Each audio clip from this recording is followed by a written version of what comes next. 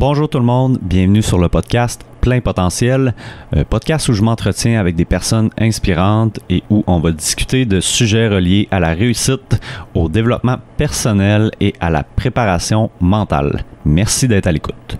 Pour cet épisode 29, je me suis entretenu avec Stéphane Lemieux de Global Performance. Stéphane est un conseiller en préparation mentale et aussi pompier, ancien massothérapeute, et c'était vraiment une discussion enrichissante, je pourrais dire. On a parlé de beaucoup de sujets reliés au mindset, reliés à la préparation mentale. Stéphane qui travaille avec plusieurs équipes, plusieurs athlètes, notamment les Patriotes de l'UQTR, l'équipe de volleyball.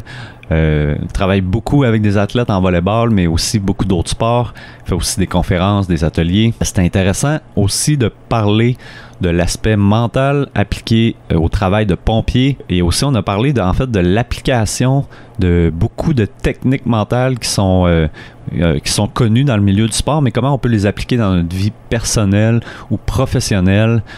Sinon, on a aussi discuté de son entreprise, de la mission de son entreprise.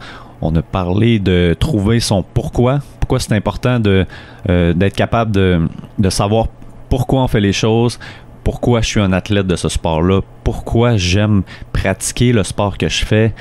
Et sinon, on a aussi discuté du décès de son frère. Donc, Stéphane qui a perdu son frère il y a quelques années.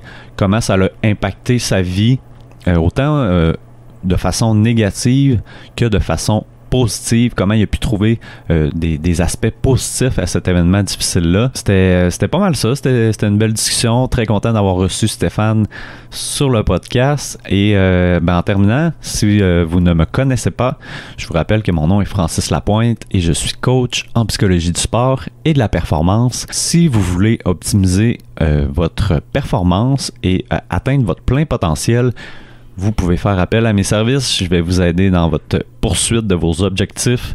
Vous pouvez visiter mon site web francislapointe.ca ou encore mes pages Facebook ou Instagram pour avoir plus de détails. Merci d'être à l'écoute. Bon podcast et bon épisode 29. As-tu fait des sports compétitifs, mettons, ou plus de façon récréative? Je fais encore de la compétition. Je fais encore des tournois de volley beaucoup. Okay. De récréatif, là, on s'entend. Ouais. Mais... j'ai participé aux Jeux mondiaux policiers-pompiers en 2017. J'étais allé en Californie pour le volleyball de plage. En 2015, je suis pas allé, c'était aux 2 ans. Là. Volleyball de plage avec les pompiers, ça? Ou? Ouais, c'est les Jeux mondiaux policiers-pompiers. Fait que c'est vraiment... Okay. C'est gros. Il y a 65 pays. C'est pas connu, ça?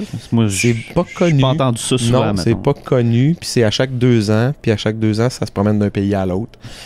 Si on est allé en Australie, on est allé à Barcelone, on est allé à New York. En 2011, j'étais allé à New York, puis j'étais allé comme joueur de hockey. Okay. Puis là, 2015, je voulais aller comme joueur de volley avec un gars qui est à Québec, Sébastien Lapierre. Je me suis pété le croisé dans le genou. Fait que finalement, le projet a abordé, mais puis là on est retourné en 2017, puis c'est en Californie, fait que c'était une belle place pour jouer au volleyball de plage. Fait qu'il y a plusieurs sports, puis pas nécessairement les mêmes sports. Là, non, tu peux faire n'importe quoi dans le sport. Autant il y a des sports qui sont spécifiques au métier. Si je prends, mettons, policier, il y a des concours de tir, il y a des parcours de chiens, ces affaires-là. Plus un peu axé police. Puis nous autres pompiers, il y a des parcours pompiers, il y a monter des escaliers, il y a des choses qui sont plus spécifiques. Okay. Tu vois, moi, je pensais que c'était plus ça seulement, mettons. Mais non, les trucs, badminton, volleyball, natation, vélo de montagne, golf, volleyball de plage, autant intérieur, okay. Soccer, triathlon, il y a des sports, là, c'est haltérophilie. C'est policiers et pompiers ensemble? Policiers, pompiers, puis agents carcéral. Okay. C'est vraiment les 3 métiers qui ont accès à ça. Autant en service, si je me trompe pas, que retraité. Puis ça marche souvent par braquette d'âge. Fait que quand tu t'inscris, mettons, moi je vais jouer la braquette 40-49. Fait que c'est tout du monde qui sont de ton âge souvent dans ton sport. Puis il y en a qui sont ouverts, là, l'open. Là. Souvent ça marque par braquette d'âge. OK. Ouais. Ça c'est super trippant. C'est cool. Ouais. C'est des grosses organisations, là. C'est vraiment, vraiment le fun. Là. Puis mais c'est ça qui t'a amené vraiment à t'intéresser à la psychosportive, préparation mentale et tout ça? Non, vraiment pas. C'est, en fait, les compétitions de pompiers, Firefit Canada, c'est un circuit qui roule depuis des années.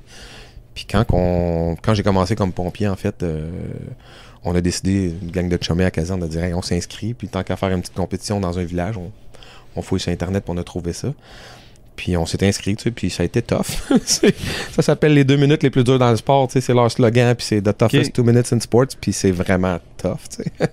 C'est ça, on a eu du fun là-dedans, puis là, à un moment donné, le service d'incendie où j'étais, c'est à la base militaire à Valcartier, quand j'ai commencé, avant d'être à Québec. Eux autres, ils ont décidé ils font une équipe nationale, donc toutes les casernes, partout, sur le ministère de la Défense nationale, en font des présélections. Puis envoie une gang de gars dans l'Ouest pendant 10 jours faire un camp d'entraînement. Puis là, ils sélectionnent des gars, puis ils font l'équipe des Forces armées canadiennes. Tu sais. OK. Puis là, dans ce parcours-là, on a eu accès à un préparateur mental pendant une journée. On a eu une conférence d'une journée, puis je suis sorti de là, puis j'ai fait « Wow! Il est malade, ce gars-là. Moi, je m'en vais pas aux Olympiques. » Tu sais, l'effet n'a pas été bon. Tu sais, l'effet n'a pas été bon tout de suite. L'effet a fait comme... OK, on fait ça pour le fun. Tu disais, pensais de façon positive, il est malade dans le sens, il est nice. Là. Mais, ça va être non, correct. C'était comme, toi, tu trouvais ça trop intense. Là. On fait ça pour le fun, on s'amuse, on a du plaisir. Ça va être beau, là, tu sais, la visualisation, puis l'imagerie, puis les techniques de respiration, puis de... Tu sais, c'est les personnalités dans le sport, puis comment ça peut nuire à la cohésion du groupe, puis tu sais... On trouvait ça vraiment, vraiment, vraiment trop, peut-être, pour ce qu'on faisait. Mm-hmm. Mais je me suis vite rendu compte que ça a eu un impact majeur dans mes performances, mais aussi dans mon quotidien, tu sais, me préparer pour une entrevue, tu sais, la fixation d'objectifs, tu sais, ça a commencé à rentrer. Puis là, quand tu arrives au travail, les personnalités, tu réalises que on n'est pas tous pareils, puis là, tu acceptes que lui soit plus solitaire, puis l'autre est plus extraverti. Ça a fait son chemin quand même. Ça a fait son chemin, puis je me suis vite rendu compte que ça a un impact dans toutes les sphères de ma vie, tu sais, autant personnelle, professionnelle que sportive. C'est là, je pense que c'est là qu'on tient quelque chose, quand avec l'athlète, tu es capable de le faire, quand il est capable de faire des liens avec ce que tu lui montres, puis il est capable de faire quelque chose, puis de le transposer dans son quotidien. C'est là, moi, que j'ai réalisé que ça avait eu un impact, parce que 10, 15 ans après, j'étais encore en train de trouver des images, des fois, quand je faisais, tu sais, j'ai fait un triathlon quand je me suis mis de mon croisé, tu sais, je dis, bon, on va faire un petit bébé triathlon, là, les plus petits, là. Puis je vais me challenger, tu sais, pour me remettre le genou en forme un peu, puis ça m'a toujours tenté. Fait que là, les transitions, tu peux perdre du temps dans les transitions, tu feras attention, il faut que tu sois, tu sais. Parfait, j'ai fait de la visualisation, tic, tic, mes souliers, mes ça, mon casque, mon vélo, bang, bang, bang. J'ai refait ça. Puis quand je suis arrivé dans mes transitions, je te dis, je me rappelle même pas de mes transitions. Ça a tellement été mécanique puis automatique que ça... T'étais prêt, là. Je suis reparti. Fait que, tu sais, ça... J'ai réalisé que ça a un impact dans tout si tu y mets une attention plus particulière. Je lisais justement sa visualisation un matin parce que je suis encore au doctorat en recherche en psycho. Moi. Puis j'ai une section sur la visualisation parce que j'ai fait des interventions de visualisation avec des athlètes. Puis ça fait plusieurs fois que je lis ça. Là, les dernières recherches là-dedans, c'est vraiment que tu entraînes exactement le même muscle que quand tu fais vraiment le mouvement. Fait que de le voir dans ta tête, ça a exactement le même effet que de répéter l'action. Exact. Le cerveau ne fait pas la différence entre ce qui est vrai et ce qui n'est pas vrai. Ça l'allume. C'est assez incroyable. Ça allume les mêmes zones dans le cerveau que tu le fasses pour. Il y a des recherches qui ont été. J'en ai lu, là, quelqu'un qui fait un doigté de piano pendant 2 semaines sur un piano, puis l'autre qui le fait juste sans bouger au niveau du corps. Mais au bout de la ligne, ils ont réalisé en faisant des tests avec des électroencéphalogrammes que ça l'allumait les mêmes zones que la personne qui le faisait assis dans une chaise sans rien bouger que la personne qui le faisait sur le piano. Ouais. Donc, quelqu'un qui est, pour un athlète qui est blessé, tu es capable de travailler encore la même chose, tu es capable de visualiser, tu es capable de faire même une contraction musculaire. C'est hot, là. C'est vraiment fort, là. Si tu es capable de commencer à maîtriser la visualisation, ça peut t'amener dans des belles zones, là, autant totalement. De progression. Ouais. Cool. Ouais, puis effectivement, si tu es capable de maîtriser, parce que c'est un aspect quand même important. C'est pas tout le monde qui va avoir de la facilité à visualiser. Puis il y a aussi une façon de visualiser, une façon de pratiquer la visualisation. Là. Oui, puis là, souvent, souvent les coachs vont dire fais de la visualisation. Ouais, mais Est-ce que tu sais comment faire de la visualisation? Ça, des fois, c'est quelque chose on va peut-être pas là. Mais le fait que le terme soit de plus en plus connu puis la psychosportive soit de plus en plus connue, on dirait que c'est employé à toutes les sauces. Là. Oui. Visualise. Je fais de la visualisation, parfait. Mais qu'est-ce que tu fais? Quand je demande à un athlète, parfait, es-tu capable de me faire une visualisation de... Tu es capable de fermer tes yeux, puis juste, premièrement, on commence toujours par des souvenirs. Essaye pas de créer une image, de générer une image qui est pas là, qui n'existe pas. Pars avec tes souvenirs. Puis là, la personne, elle se ferme les deux yeux, puis elle fait... Non, c'est noir. C'est ça, des trucs bien simples, là, comme dans les techniques de relaxation, en fait, là, que tu t'imagines sur le bord d'une plage. C'est vraiment des trucs simples, du sable, de l'eau, le ciel. Puis ton cerveau, il fait des liens avec des souvenirs que tu as. OK, ben donne-moi une plage dans ma tête, c'est ça. Ah, je suis déjà allé dans une plage, c'est ça. J'ai déjà vu ça dans une revue. Puis là, tu fais des liens. Puis là, y a-tu de la couleur, ça bouge-tu, y a-tu du monde, y a-tu du bruit. Plus tu impliques les sens, ben là, plus ça devient, plus ta visualisation devient efficace. Puis de commencer par, c'est ça, des affaires bien simples. Souvent, je leur dis pour commencer, là, avant de t'en aller à l'école. Et comment à ton école? Tu es capable d'avoir ta porte d'entrée, tu es capable d'avoir les véhicules, le stationnement. Tu es capable de... Dans l'autobus, là. Pratique ça, dans l'autobus. Puis avant de rentrer, de partir de ta case à ta classe. Es-tu capable de dire, ma classe, mon pupitre, il est là, le prof, il est là. Tu es capable de mettre de la couleur. Tu es capable de mettre, tu sais, tranquillement, pas vite. Juste entraîner ça tranquillement, pas vite dans le quotidien. Pour habituer ton cerveau à générer des images puis à interpréter ça. Non seulement générer des images, mais aussi une action sur le long terme. Là, parce qu'en fait, la visualisation, souvent, ce que ça fait, c'est que ça va couper à un moment donné. Là, là t'as vu un début d'action, puis là, t'es rendu ailleurs après. C'est comme... Des fois, il n'y a pas la fluidité des images dans ta tête aussi. Là. Ça aussi, c'est un élément à pratiquer. Là. Quand tu visualises d'habitude au début, c'est pas long. Il y a des pensées. Exact. Les pensées viennent de sortir. 2-3 secondes. Okay. C'est vraiment une image quasiment, c'est pas une vidéo. Là. C'est ça. Quand tu es capable de transposer ça à un moment donné, puis de faire bouger ça, puis une bonne façon, c'est de faire du vidéo. Tu regardes du vidéo, tu regardes vidéo, tu fermes tes yeux. Es-tu capable de régénérer l'image de mouvement que tu as vu? Puis à un moment donné, es-tu capable de te transposer sur cette personne-là, puis de dire, ben là, c'est plus la fille que je vois courir, c'est moi que je transpose par-dessus. De jouer, tu sais, t'es le producteur de tes images, c'est à toi à jouer à... Autant tu vas être le producteur de tes scénarios catastrophes que tu vas être le producteur de dire, puis en visualisation, t'es toujours bon, c'est toujours positif, ça va toujours bien. Si t'arrives à une erreur, recule, stop, on recule, on recommence, on le refait. C'est ça, parce que ça peut arriver que tu t'imagines échouer, en fait. Ça, c'est un danger avec la visualisation, mais c'est pas catastrophique. C'est à partir de là, ben, tu recommences jusqu'au temps que tu vas réussir. C'est ça, c'est pratique. Mais quand la personne est laissée à dire « fais de la visualisation », ben ça se peut qu'à chaque fois qu'elle va se voir arriver, tu sais, mettons, je l'ai vécu avec une athlète, à chaque fois que j'arrive, je me reblesse toujours en même place en faisant le même mouvement, puis tout ça, hop, là, ça marche pas, ça marche pas, on veut pas créer ce stress-là, que la personne voit que 1 + 1, ça donne tout le temps 2, là, puis elle, dans sa tête, c'est ancré, puis elle a le souvenir qui est là, elle a la douleur d'associer à ça, elle a un paquet de sentiments puis d'émotions qui sont rattachés à cette blessure-là, puis on veut pas recréer ça dans la visualisation en plus. Parce qu'elle avait déjà eu une blessure, parce qu'elle s'était déjà blessée. De cette façon-là. Exactement. Puis là, elle revoyait de là. Exactement, retournons un peu en arrière, parce que là, c'était une longue intro, mais c'était une belle façon de commencer C'était commencé. Okay. C'était commencé. Moi, je commence en même. C'est ça, commençons avec toi. Tu viens d'où? C'était quoi ton parcours scolaire? T'as-tu fait des études? Qui es-tu, premièrement? Là? Commençons avec le début. Là. Qui es-tu et que fais-tu dans mon bureau? Ouais, c'est ça. Qu'est-ce que je fais à Trois-Rivières? Je suis un petit gars de Grapeterie dans le coin de Joliette. Je suis né là. 2 parents qui sont toujours ensemble après 47 ans de mariage. C'est fantastique.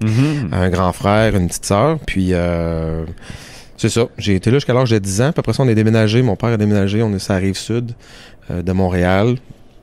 Fait que moi, j'ai commencé mon secondaire là. Lui a déménagé pour le travail. Puis en ce moment-là, j'ai fait mon secondaire à Demortagne, à Polyvalente. Je dirais qu'il y a bien du monde qui vont se reconnaître dans mon parcours de jeune étudiant. Là, des 70 à pas faire grand-chose. Un gars social, un gars où est-ce que le social, les amis prennent beaucoup de place, le sport prenait énormément de place dans mon parcours scolaire. Déjà à ce moment-là, Déjà à ce moment-là. Ma blonde est tombée sur des bulletins de mots primaires, puis je pense qu'il n'y a pas un bulletin qui n'est pas écrit dessus que Stéphane, il est turbulent, Stéphane, il parle, Stéphane, il fait rire. Mais Mais rien de négatif. Je n'étais pas le genre de jeune qui lançait des chaises puis qui était méchant. C'était toujours drôle, c'était toujours faire rire. C'était pas d'un trouble de comportement. Là. Non, c'était plus dérangeant. Le petit clown. Le petit clown de la place. Hyperactif un peu. Ouais, c'est ça. Mais fait que c'est ça. Fait que ça a été un parcours scolaire correct, avec un potentiel qui dormait probablement. Comme je te dis, des 70 à pas faire grand-chose. Je suis chanceux. Mais j'aimais pas tant l'école. Avoir eu du sport-études dans mon temps, wow! Ça commençait à rentrer. Là. Quand j'étais en secondaire 4-5, le sport-études rentrait à Demortagne. Okay. J'aurais tellement aimé ça, faire ça. Je travaille avec des athlètes qui sont dans le sport-études, puis je vois l'organisation, puis tout ça. Probablement que ça m'aurait stimulé plus dans ce temps-là. Sorti du secondaire, mon objectif, professeur d'éducation physique. Okay. C'est le parcours, c'est ce que je voulais faire comme job. Je m'en vais au cégep. J'étais allé au cégep 3 semaines. 3 semaines, ok, je pensais que tu allais dire 3 mois au moins. Allé au cégep 3 semaines, Francis. Puis j'ai vite réalisé, aujourd'hui, je peux te dire qu'à 43 ans, avec du recul, que le cégep, c'était pas pour moi. Non, pas que le cégep, c'était pas pour moi. J'étais pas assez responsable pour aller au cégep à ce moment-là. Fait que les horaires troués avec un cours le matin, un cours le soir, ça me tentait pas d'aller au cours le soir. Fait que, puis surtout que je voyais pas non plus l'intérêt des cours. Envoie-moi à l'école de 8 à 4 sur ce que je veux faire dans la vie, ce que je veux apprendre. J'avais comme un peu l'impression de perdre mon temps au cégep. Puis je voyais que ça allait être ça pendant un bout de temps. Parce que là, tu faisais un pré-universitaire, c'est ça? Ouais, c'était en sciences humaines. C'est ça. Un petit sciences humaines. T'étais pas encore dans ce que t'aimes, puis t'étais pas encore en éducation physique. T'étais dans le très général encore, mais... C'est ça. Fait que c'est très généraliste. Puis l'intérêt pour l'école, dans ce temps-là, comme je te dis, c'était pas la meilleure affaire. Fait que après 3 semaines, j'ai fait non, c'est pas vrai que je vais perdre 3 ans à déambuler dans un cégep à pas avoir d'intérêt. J'en avais déjà plus après 3 semaines. Ouais. Fait que j'ai dit, c'est fini, je change de braquette, je m'en vais ailleurs. Mais là, je connais mes parents, je peux pas arriver avec un plan comme ça puis de dire, moi, je lâche le cégep, j'aime pas la formule. Fait que j'ai été obligé de faire mes devoirs un peu, puis j'ai dit, OK, faut que j'arrive avec des arguments. Faut que j'arrive avec des arguments. Je sais que mes parents vont m'attendre puis vont me questionner parce que c'est ça, il y a une rigueur, puis il y a des décisions qui se prennent, il faut que ça soit appuyé sur des choses, puis c'est correct aussi. Fait que là, je commence à regarder des trucs, ambulancier, pompier.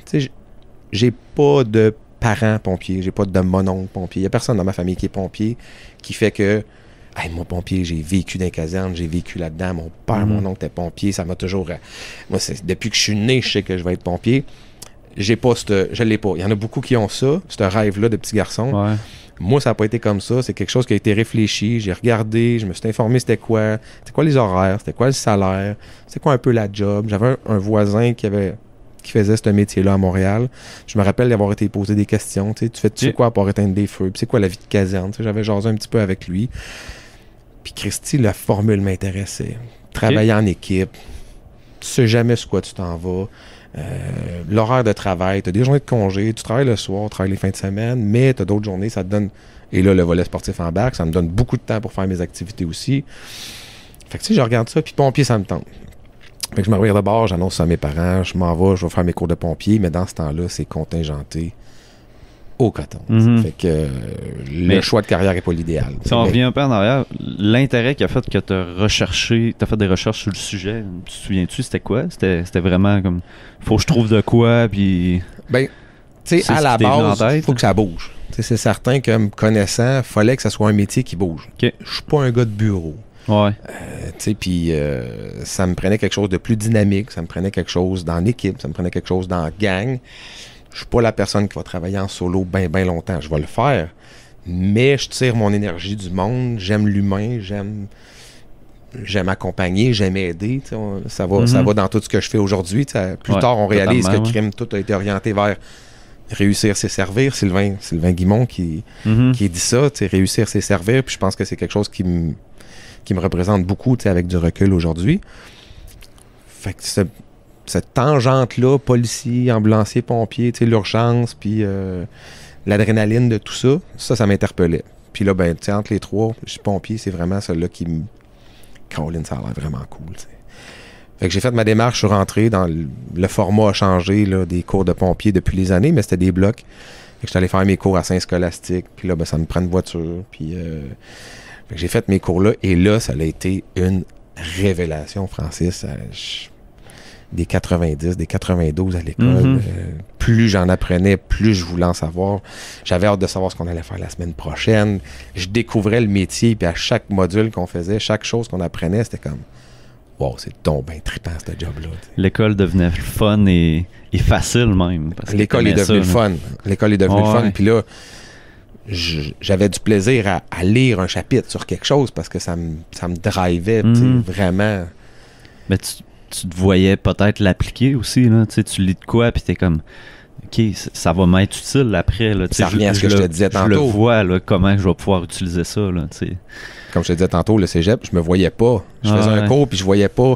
J'étais prêt à me projeter et me dire à quoi ça va me servir, ça, plus tard. J'étais prêt à faire des liens. Comme je te dis, le temps aurait probablement donné raison au cégep. Avoir continué jusqu'au bout, j'y aurais été dans cette spécialisation-là. Éventuellement, t'aurais vu des sujets qui t'intéressaient plus. Mais... Sûrement. Mais j'ai changé de trajectoire avant ça. Mais c'est pas pour rien, je pense. Là, non. 20 ans plus tard, je peux dire que je fais encore la plus belle job au monde. Fait que j'imagine que le choix était le bon à ce moment-là. Fait que j'ai fait mes cours, puis je me suis trouvé une petite job à temps partiel pour la ville de Varennes en 97-98. Le verglas, j'ai vécu ça comme une première année comme pompier. Fait que j'ai rentré là à temps partiel. J'ai fait ça pendant 2 ans de temps. Puis après ça, début 98-2000, j'ai déménagé à Québec. Puis je suis à Québec depuis ce temps-là. Okay. Puis là, au fil du temps, je me suis trouvé, je travaillais dans les bars, je travaillais un peu partout là, entre-temps. Puis à un moment donné, je me suis dit, crème pompier, c'est ça que je voulais faire. Puis je me suis informé, je suis retourné à l'école. Puis là, j'ai fait la balance de cours qui me restait pour être pompier professionnel. Puis là, les écoles, c'est contingenté encore. C'est juste rentrer à l'école pompier, c'était compliqué dans ce temps-là. Des examens physiques, des entrevues, tests médicaux, tests psychométriques. Fait que j'ai fait mes cours à temps partiel pendant 2 ans de temps à Québec. Parce que là, au début, tu avais été pompier volontaire, c'est ça? Oui, pendant un certain temps, c'est avec ça? la pagette, t'es chez vous, ça sonne. Puis tu te lèves, tu t'en vas, t'es au restaurant, ça sonne. Puis tu t'en vas à la caserne, tu prends le camion, tu t'en vas là-bas. Mais ça te donne quand même un bagage, ça te donne accès à des véhicules, ça te donne accès à des formations, ça te donne accès T'as pas la vie de caserne, par contre, puis t'as pas... Non, t'as pas ce volet-là. On fait des pratiques, ça. On fait des entraînements quand même à tous les mois avec les gars, mais t'as pas la vie de caserne à temps plein. Qui est un aspect quand même important qui t'intéressait beaucoup. Là. Oui, puis c'est ce qui a fait que... Non, c'est ça que je voulais faire, on va aller jusqu'au bout de ça.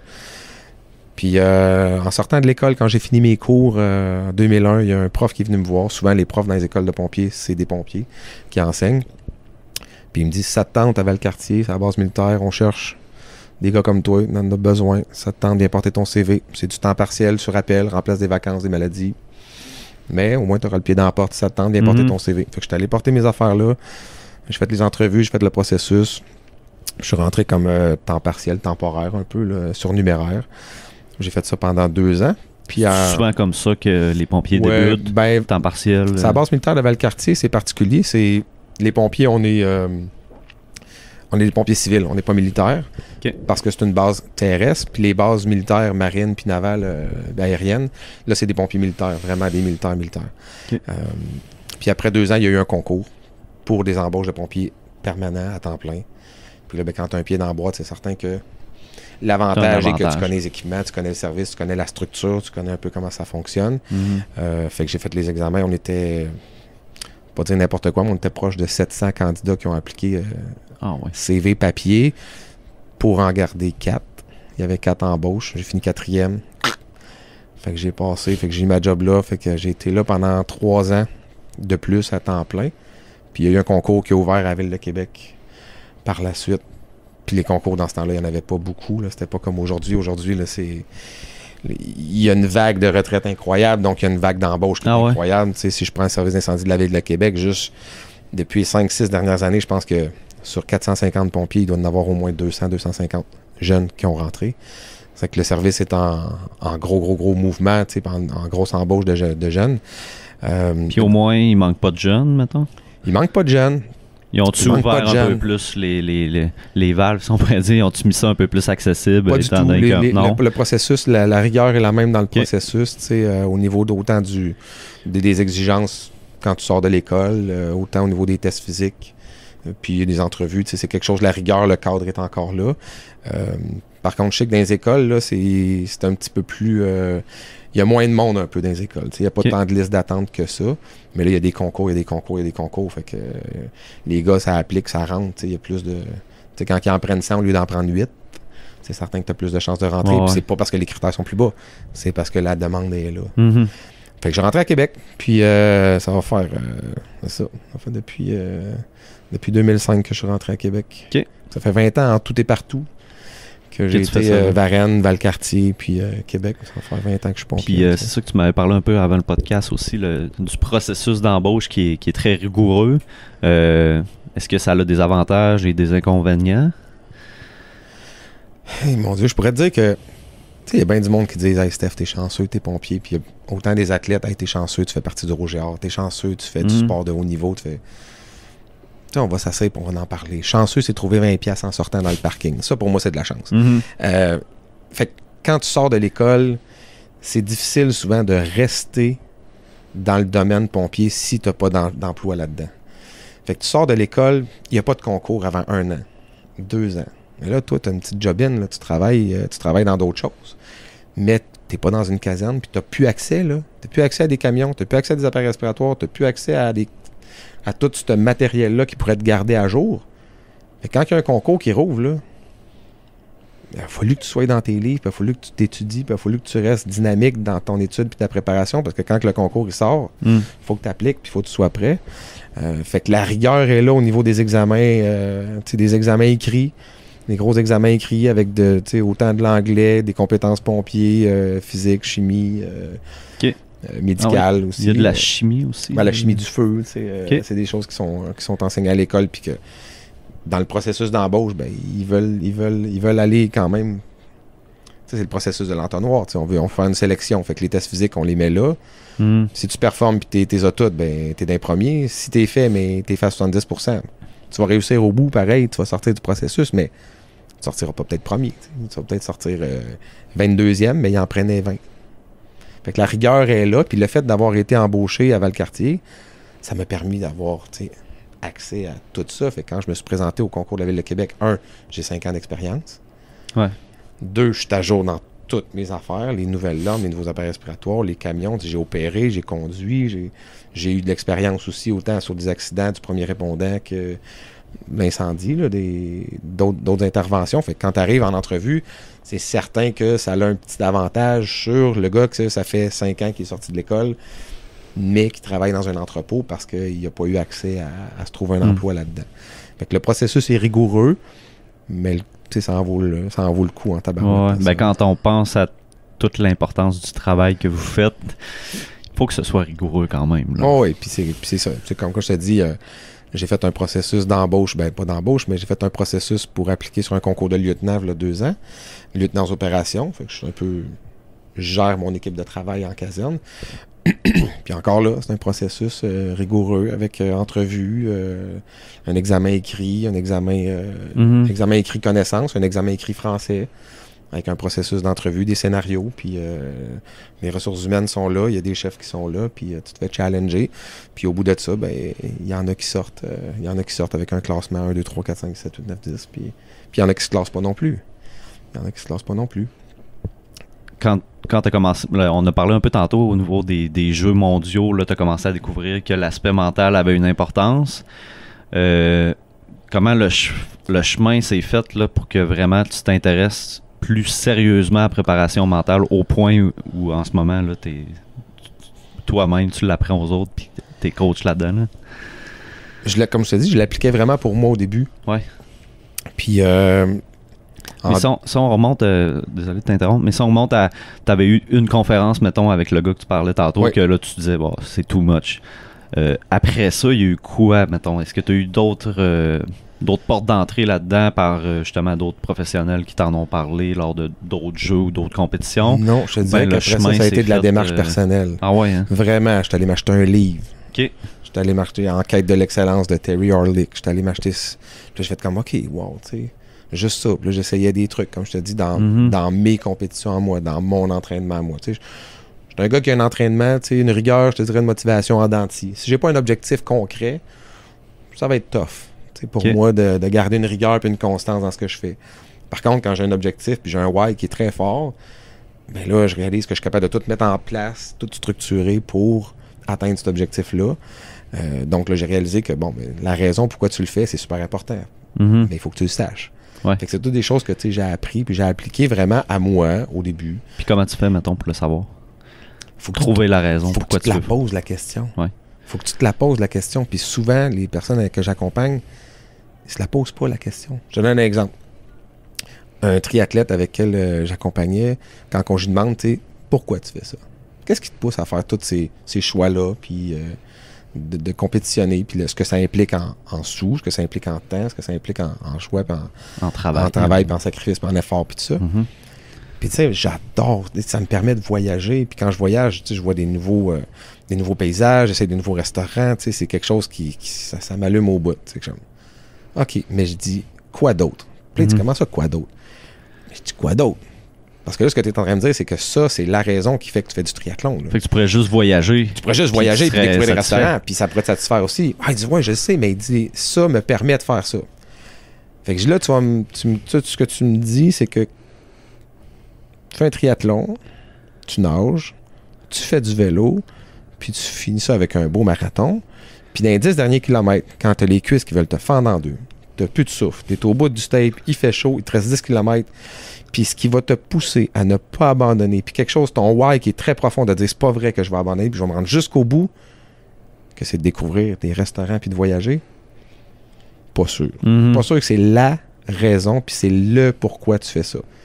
Fait que là, il faut aller chercher un petit peu plus deep, puis aller chercher un petit peu plus en dedans, pourquoi. Fait que souvent, on décline le pourquoi. Tu fais ça, pourquoi tu aimes te dépasser? OK, mais pourquoi? Ben, j'aime ça me dépasser, puis aller au bout de ce que je fais. OK, pourquoi? Fait qu'à un moment donné, il faut aller vers quelque chose qui... 3-4 pourquoi, là, puis après 3-4 pourquoi, ça commence à avoir de l'allure. Quoi, là? Ça commence à descendre, puis là, tu vas vraiment au niveau des valeurs. Tu vas au niveau de quelque chose qui est senti, puis c'est là qu'on commence à toucher quelque chose. Ouais. Mais souvent, ça va vite, la vie, c'est superficiel, c'est rapide, on se pose la question une fois, puis je fais ça parce que... Puis souvent, ce qui arrive, c'est ça, c'est que des joueurs de hockey, j'ai rien fait d'autre. J'ai commencé à jouer au hockey, j'ai toujours joué au hockey, puis c'est toujours ce que j'ai fait. Mais pourquoi tu le fais? Je sais pas, j'ai toujours fait ça. Puis je suis petit, puis je suis bon là-dedans. Mais ils vont pas chercher ce que ça leur procure en C'est drôle, t'es la deuxième personne que j'entends dire plus spécifique aux joueurs de hockey qui ont moins de cette capacité-là peut-être là, à trouver leur pourquoi puis à savoir pourquoi ils font ce qu'ils font. Là. Je sais pas si c'est plus... dans un milieu de gars aussi. Ouais, ben peut-être pas juste au hockey, peut-être justement ce type de sport-là, peut-être plus sport... si on pourrait dire sport de contact, plus masculin, viril. Ouais, c'est ça. Comme je te dis, c'est un sport de gars. Même au niveau des filles, c'est pas des questions. Remplir un bilan d'athlète là, avec des questions et des objectifs, là, il y en a souvent que c'est la première fois. Ils n'ont jamais fait ça. Ils se sont jamais posé la question, c'était quoi leur qualité? Sont où les forces? Sont où tes forces à toi, tu sais? Je sais pas. Puis là, il m'a dit, hey, Steph, c'est pas facile ton affaire. J'ai eu de la misère, ça a été long, tu sais. Parfait, c'est correct. C'est du développement personnel. C'est vraiment du développement personnel. Moi, ma vision de ça, c'est si tu es un meilleur humain, tu es un meilleur athlète. Ça, c'est... Fait que si tu fais du développement personnel, puis en préparation mentale, tu vas aller travailler sur toi, tu vas travailler sur des choses que tu vas pouvoir après ça appliquer dans le sport, tu vas l'appliquer dans le quotidien aussi.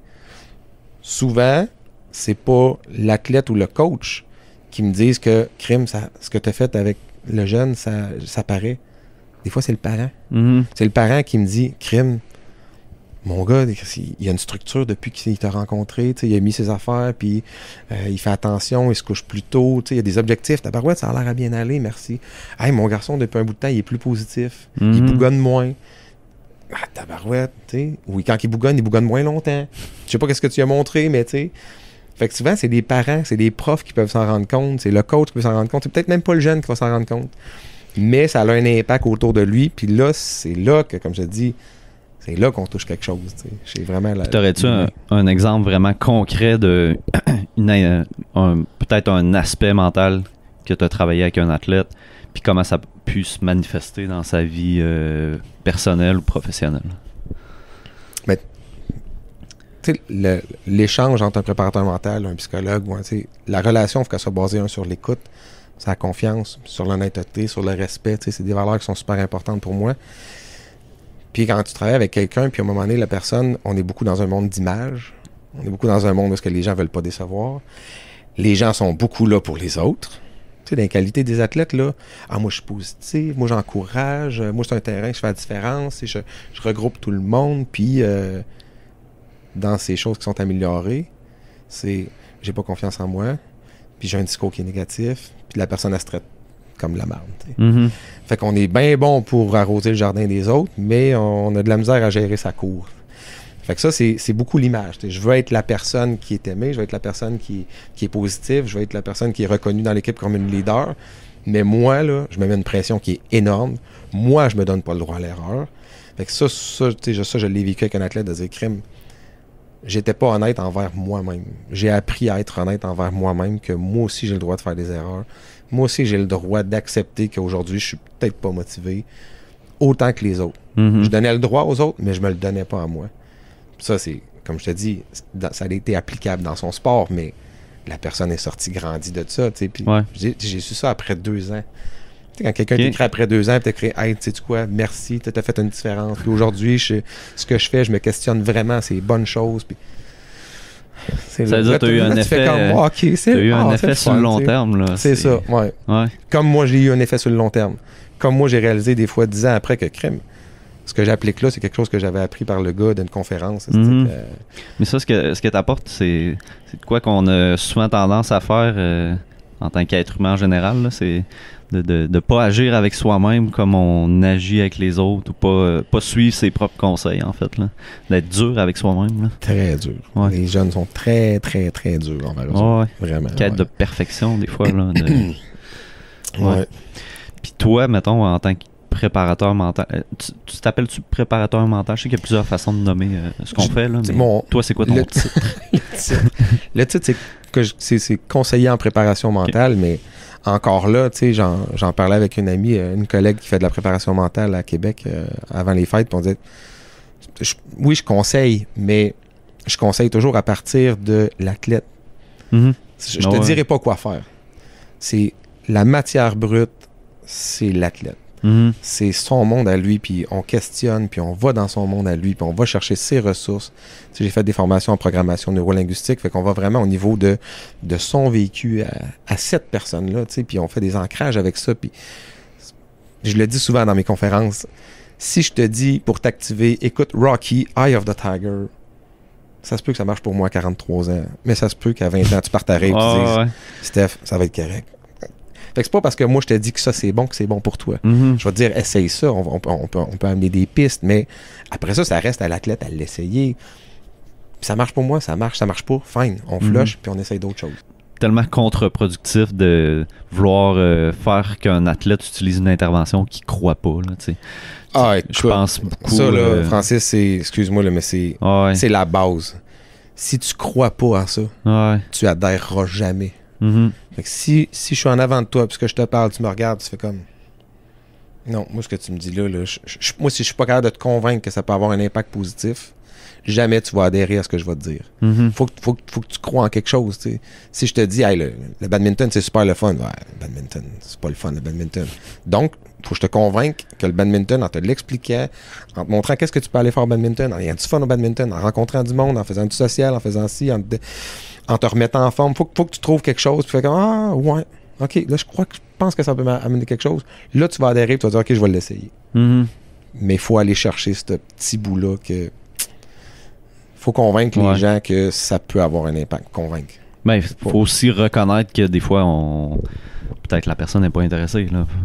Savoir quand s'arrêter puis dire ok, on va essayer autre chose. Puis il y en a qui sont bons. Au fil du temps, je suis capable de t'avouer qu'il y a des gens qui sont bons. Mm-hmm. Il y a des talents naturels. Il y en a qui ont cette force-là. Il y a des gens qui apprennent tout seuls par modélisation. Moi, j'ai un gars, je joue au tennis avec. Christy, t'es bon au tennis, t'as-tu appris à jouer au tennis? Non, j'écoute ça à la TV. Puis, fait qu'il prend ça, il enregistre, puis il va l'essayer, puis ça marche. Totalement. Fait qu'il y a des gens qui sont autonomes aussi comme ça pour la gestion des émotions. Ils vont aller lire sa méditation pleine conscience, ils vont l'essayer, ils vont faire crème cool. Je suis en train d'essayer des affaires, puis ils le vivent, puis ils essayent erreur, puis c'est correct. Fait que, tu sais, il y en a qui sont bons là-dedans, puis il y en a qui ont besoin de plus d'encadrement, il y en a qui ont besoin de plus de support, il y en a qui ont besoin de ressources. La même affaire qu'un entraînement au gym. Il y en a qui vont au gym, ils s'entraînent, ils font leur petit programme, puis c'est correct, ils trouvent leur compte là-dedans. Puis il y en a d'autres crimes qui ont besoin d'aller chercher un coach, un entraîneur, une structure. Qui suit. Puis... Exact. Il faut respecter ça, puis c'est correct aussi. Mm-hmm. Puis toute cette discussion-là a commencé par conseiller en préparation mentale. Toi, ton why, c'est quoi ton why? En préparation mentale? Ouais. Pourquoi tu fais ça?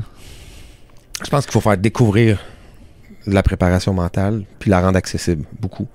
Je suis surpris de voir qu'encore aujourd'hui, tu sais, travailler avec des athlètes universitaires qui n'ont pas trop de notion de la préparation mentale, c'est parce qu'on n'a pas eu au collégial. Si on n'a pas eu au collégial, c'est parce qu'on n'a pas eu au secondaire. Mm-hmm. Fait que je pense que de commencer à inculquer ça peut-être plus jeune, avoir une petite idée de qu'est-ce que ça peut amener comme bénéfice, autant, comme je te dis, autant pour te préparer pour un exposé oral que te préparer pour un tournoi à la fin de semaine. Ça va être la même chose. Tu as une performance à livrer, autant à l'école ou pour une entrevue, pour une job quand tu vas avoir 16 ans. T'sais.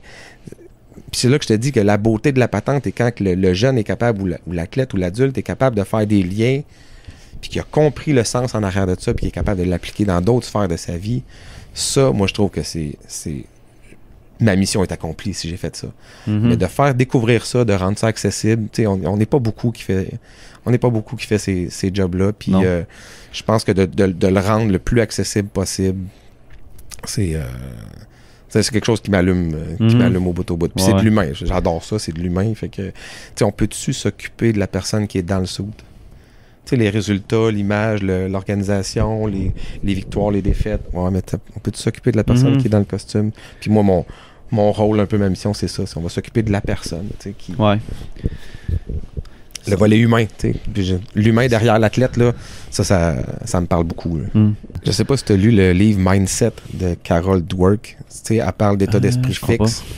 Puis elle parle d'état d'esprit de développement. Puis sur YouTube, il y a un paquet de vidéos de elle. Elle a fait un TED Talk qui est vraiment populaire. Puis l'objectif, c'est ça. C'est avoir un état d'esprit de développement, c'est toujours vouloir s'améliorer. Peu importe le résultat.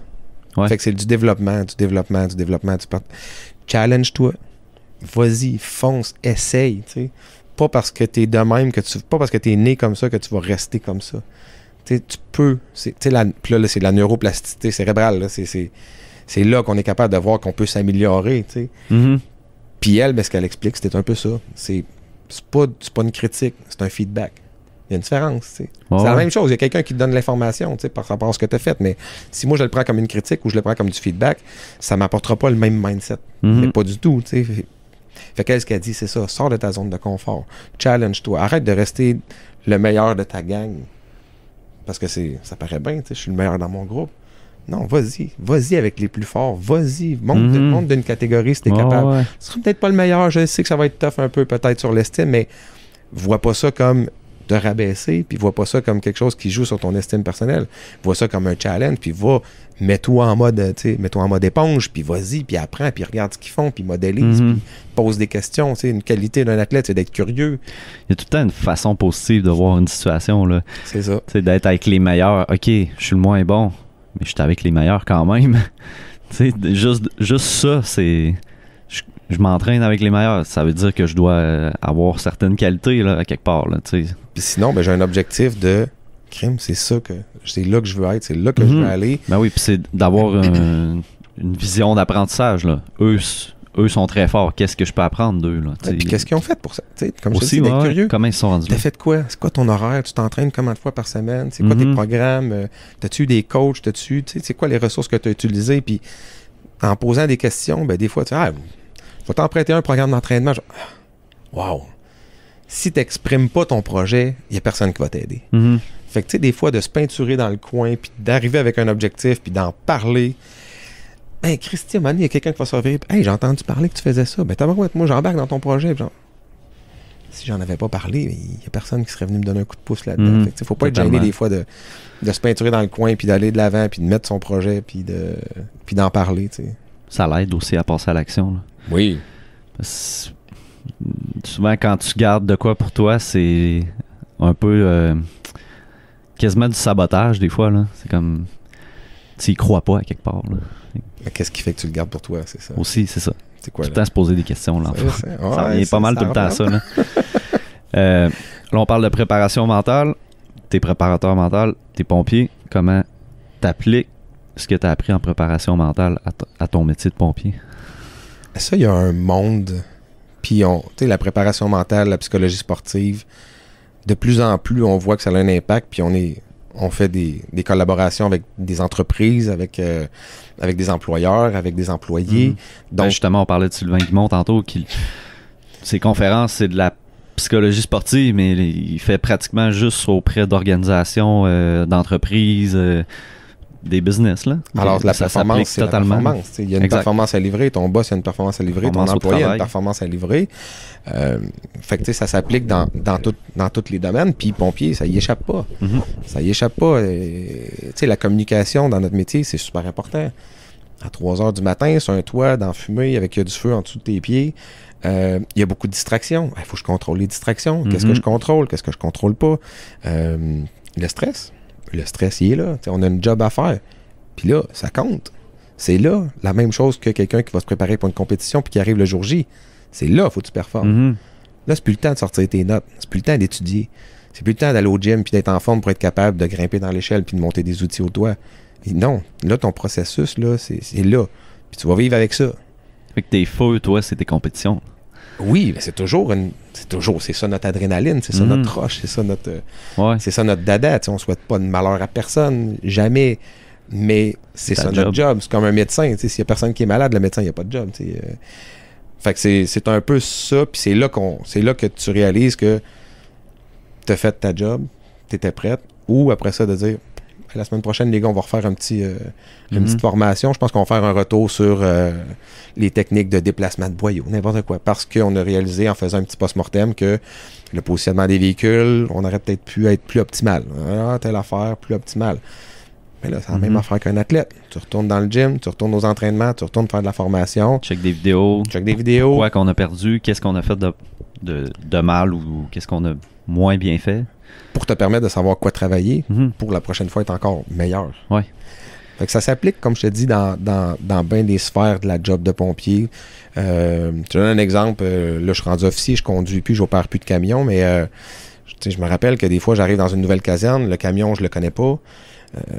Avant de me coucher le soir, là, à 10h30, 11h, là, je m'en vais devant le camion, tu regardes ton panneau de pompe. Là, s'il y a du feu à 3h du matin, là, c'est ça, la manette là, j'engage ma pompe, les cales de rouge. Tu fais ta séquence dans ta tête, tu vois ton tableau de pompe, tu fermes les yeux, tu fais comme c'est 1, 2, 3, 4, 5, 6. À 3h du matin, là, ça va sortir, clac, clac, clac, clac, clac. Ça me fait penser à un beau parallèle avec le sport quand tu as une compétition dans une ville que tu connais pas, si c'est au tennis, un court que tu connais pas, aller voir, c'est où, c'est où que ça va se passer. Puis visualiser. Encore là, la visualisation revient, mais c'est tellement important de devoir performer là, de devoir réussir dans cet environnement-là, parce que chaque environnement, vraiment, va être différent. Fait que... Puis le sentiment de déjà vu, qu'est-ce que ça fait? Ça fait baisser le stress. Ça rassure, ça fait baisser le stress. Moi, le premier feu que j'étais arrivé, puis ça sortait par les fenêtres au 3e étage, là, tu sais, tabarouette, OK, on va l'avoir, là. On est en équipe, puis c'est correct, puis il y a un chef qui gère tout ça, puis aujourd'hui, ça m'arrive, ça n'a pas le même impact au niveau du stress. C'est 1, 2, 3, c'est méthodique, on va faire ça, puis on peut pas sauter d'étape. Fait qu'il faut y aller une étape à la fois, s'asseoir sur nos formations, nos connaissances, puis c'est ça qui va faire qu'à la fin, on va réussir à l'éteindre, le feu. Fait un sentiment de déjà vu pour un athlète quand il se déplace, comme tu dis, vas-y la veille. Y a-tu un restaurant proche? T'as-tu accès à une épicerie? Y a-tu une place pour te réchauffer? T'as-tu la même place pour te réchauffer que d'habitude? Parce que là, d'habitude, moi, j'ai de l'espace pour me réchauffer. Alors, on n'avait pas de place pour te réchauffer. Ouais, mais t'as peu, ça te prend un plan B. T'sais, ta routine, là, tu vas être capable de faire ta routine dans ce temps? Y a-tu des salles de bain? Y a-tu...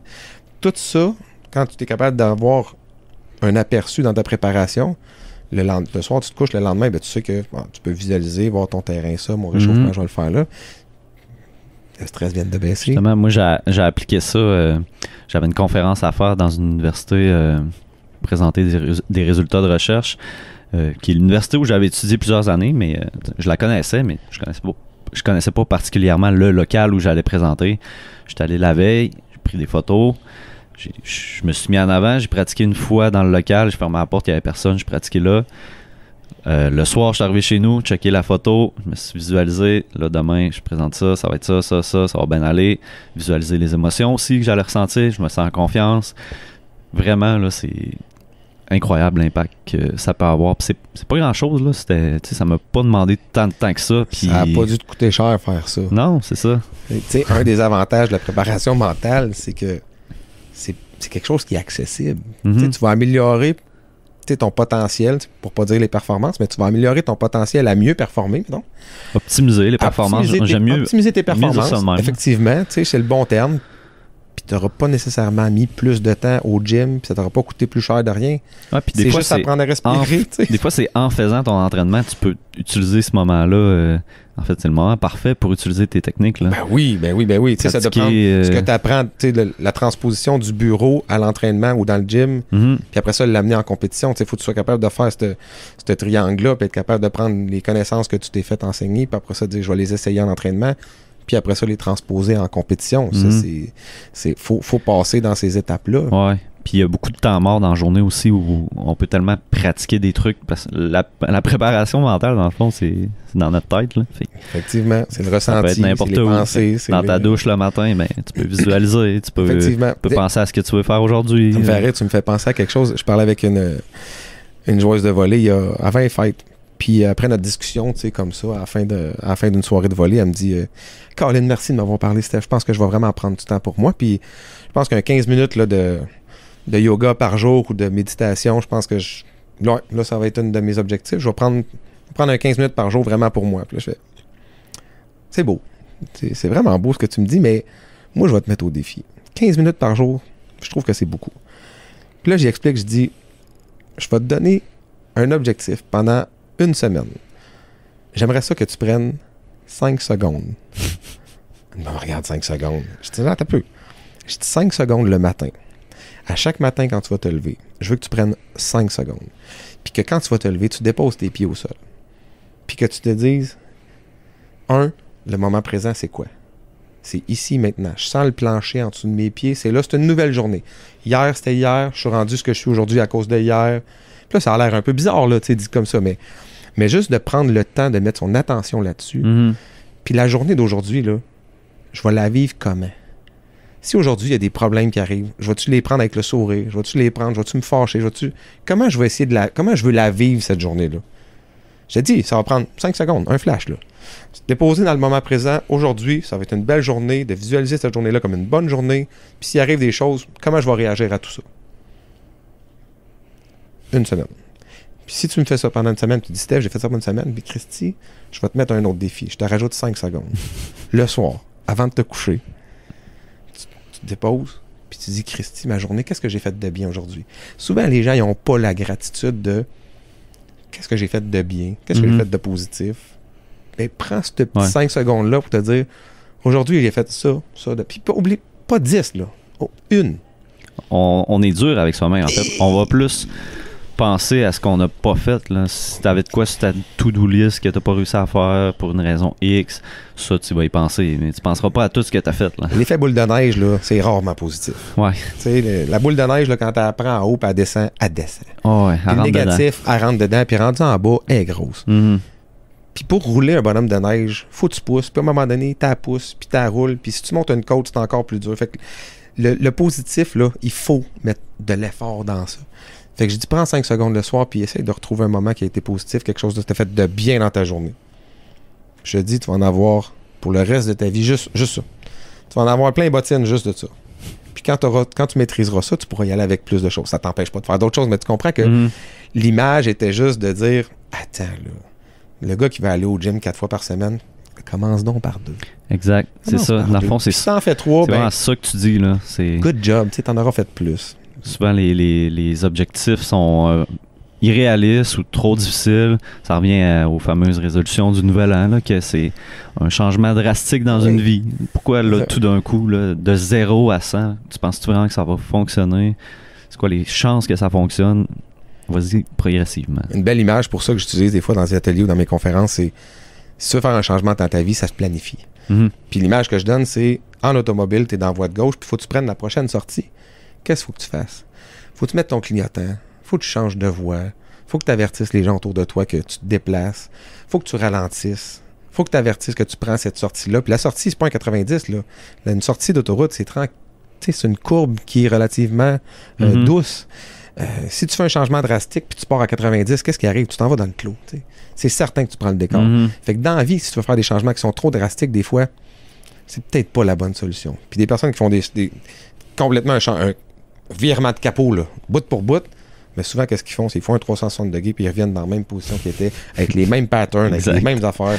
Puis finalement, ils se retrouvent. J'aime l'analogie. T'es encore poigné avec les mêmes bébites qu'avant. T'as pas vraiment planifié. T'as fait un gros coup de tête. Fait que là, c'est là des fois qu'on est mieux de prendre plus de temps. Puis de planifier ces objectifs-là, puis de les mettre qui sont atteignables, puis de s'en servir comme des marches. Récompenser chaque pas, là. Ouais. Le Mont Everest, il faut que tu récompenses chaque pas. Pas juste le drapeau en haut. Le camp de base 1, le camp de base 2, il y a des étapes. Puis ça, souvent, on le fait pas. Le good job, là, on se le donne pas assez souvent, tabarouette. Puis c'est là, des fois, que mettre l'emphase là-dessus. Puis pourquoi je suis pas confiance? Ouais, mais t'es dur avec toi tout le temps. Tu t'encourages pas. Puis t'es même pas capable de mettre un astérix aujourd'hui pour dire aujourd'hui, il mouillait, mais je suis allé faire mon 3 km pareil. Ça me tentait pas. Mais ça, là, mets-moi du jaune fluo là-dessus dans ton journal d'entraînement. C'est super important. Ce 3 km-là est plus important peut-être que le 10 que tu vas faire le samedi matin au gros soleil. Parce que lui, il a fait que ton objectif était...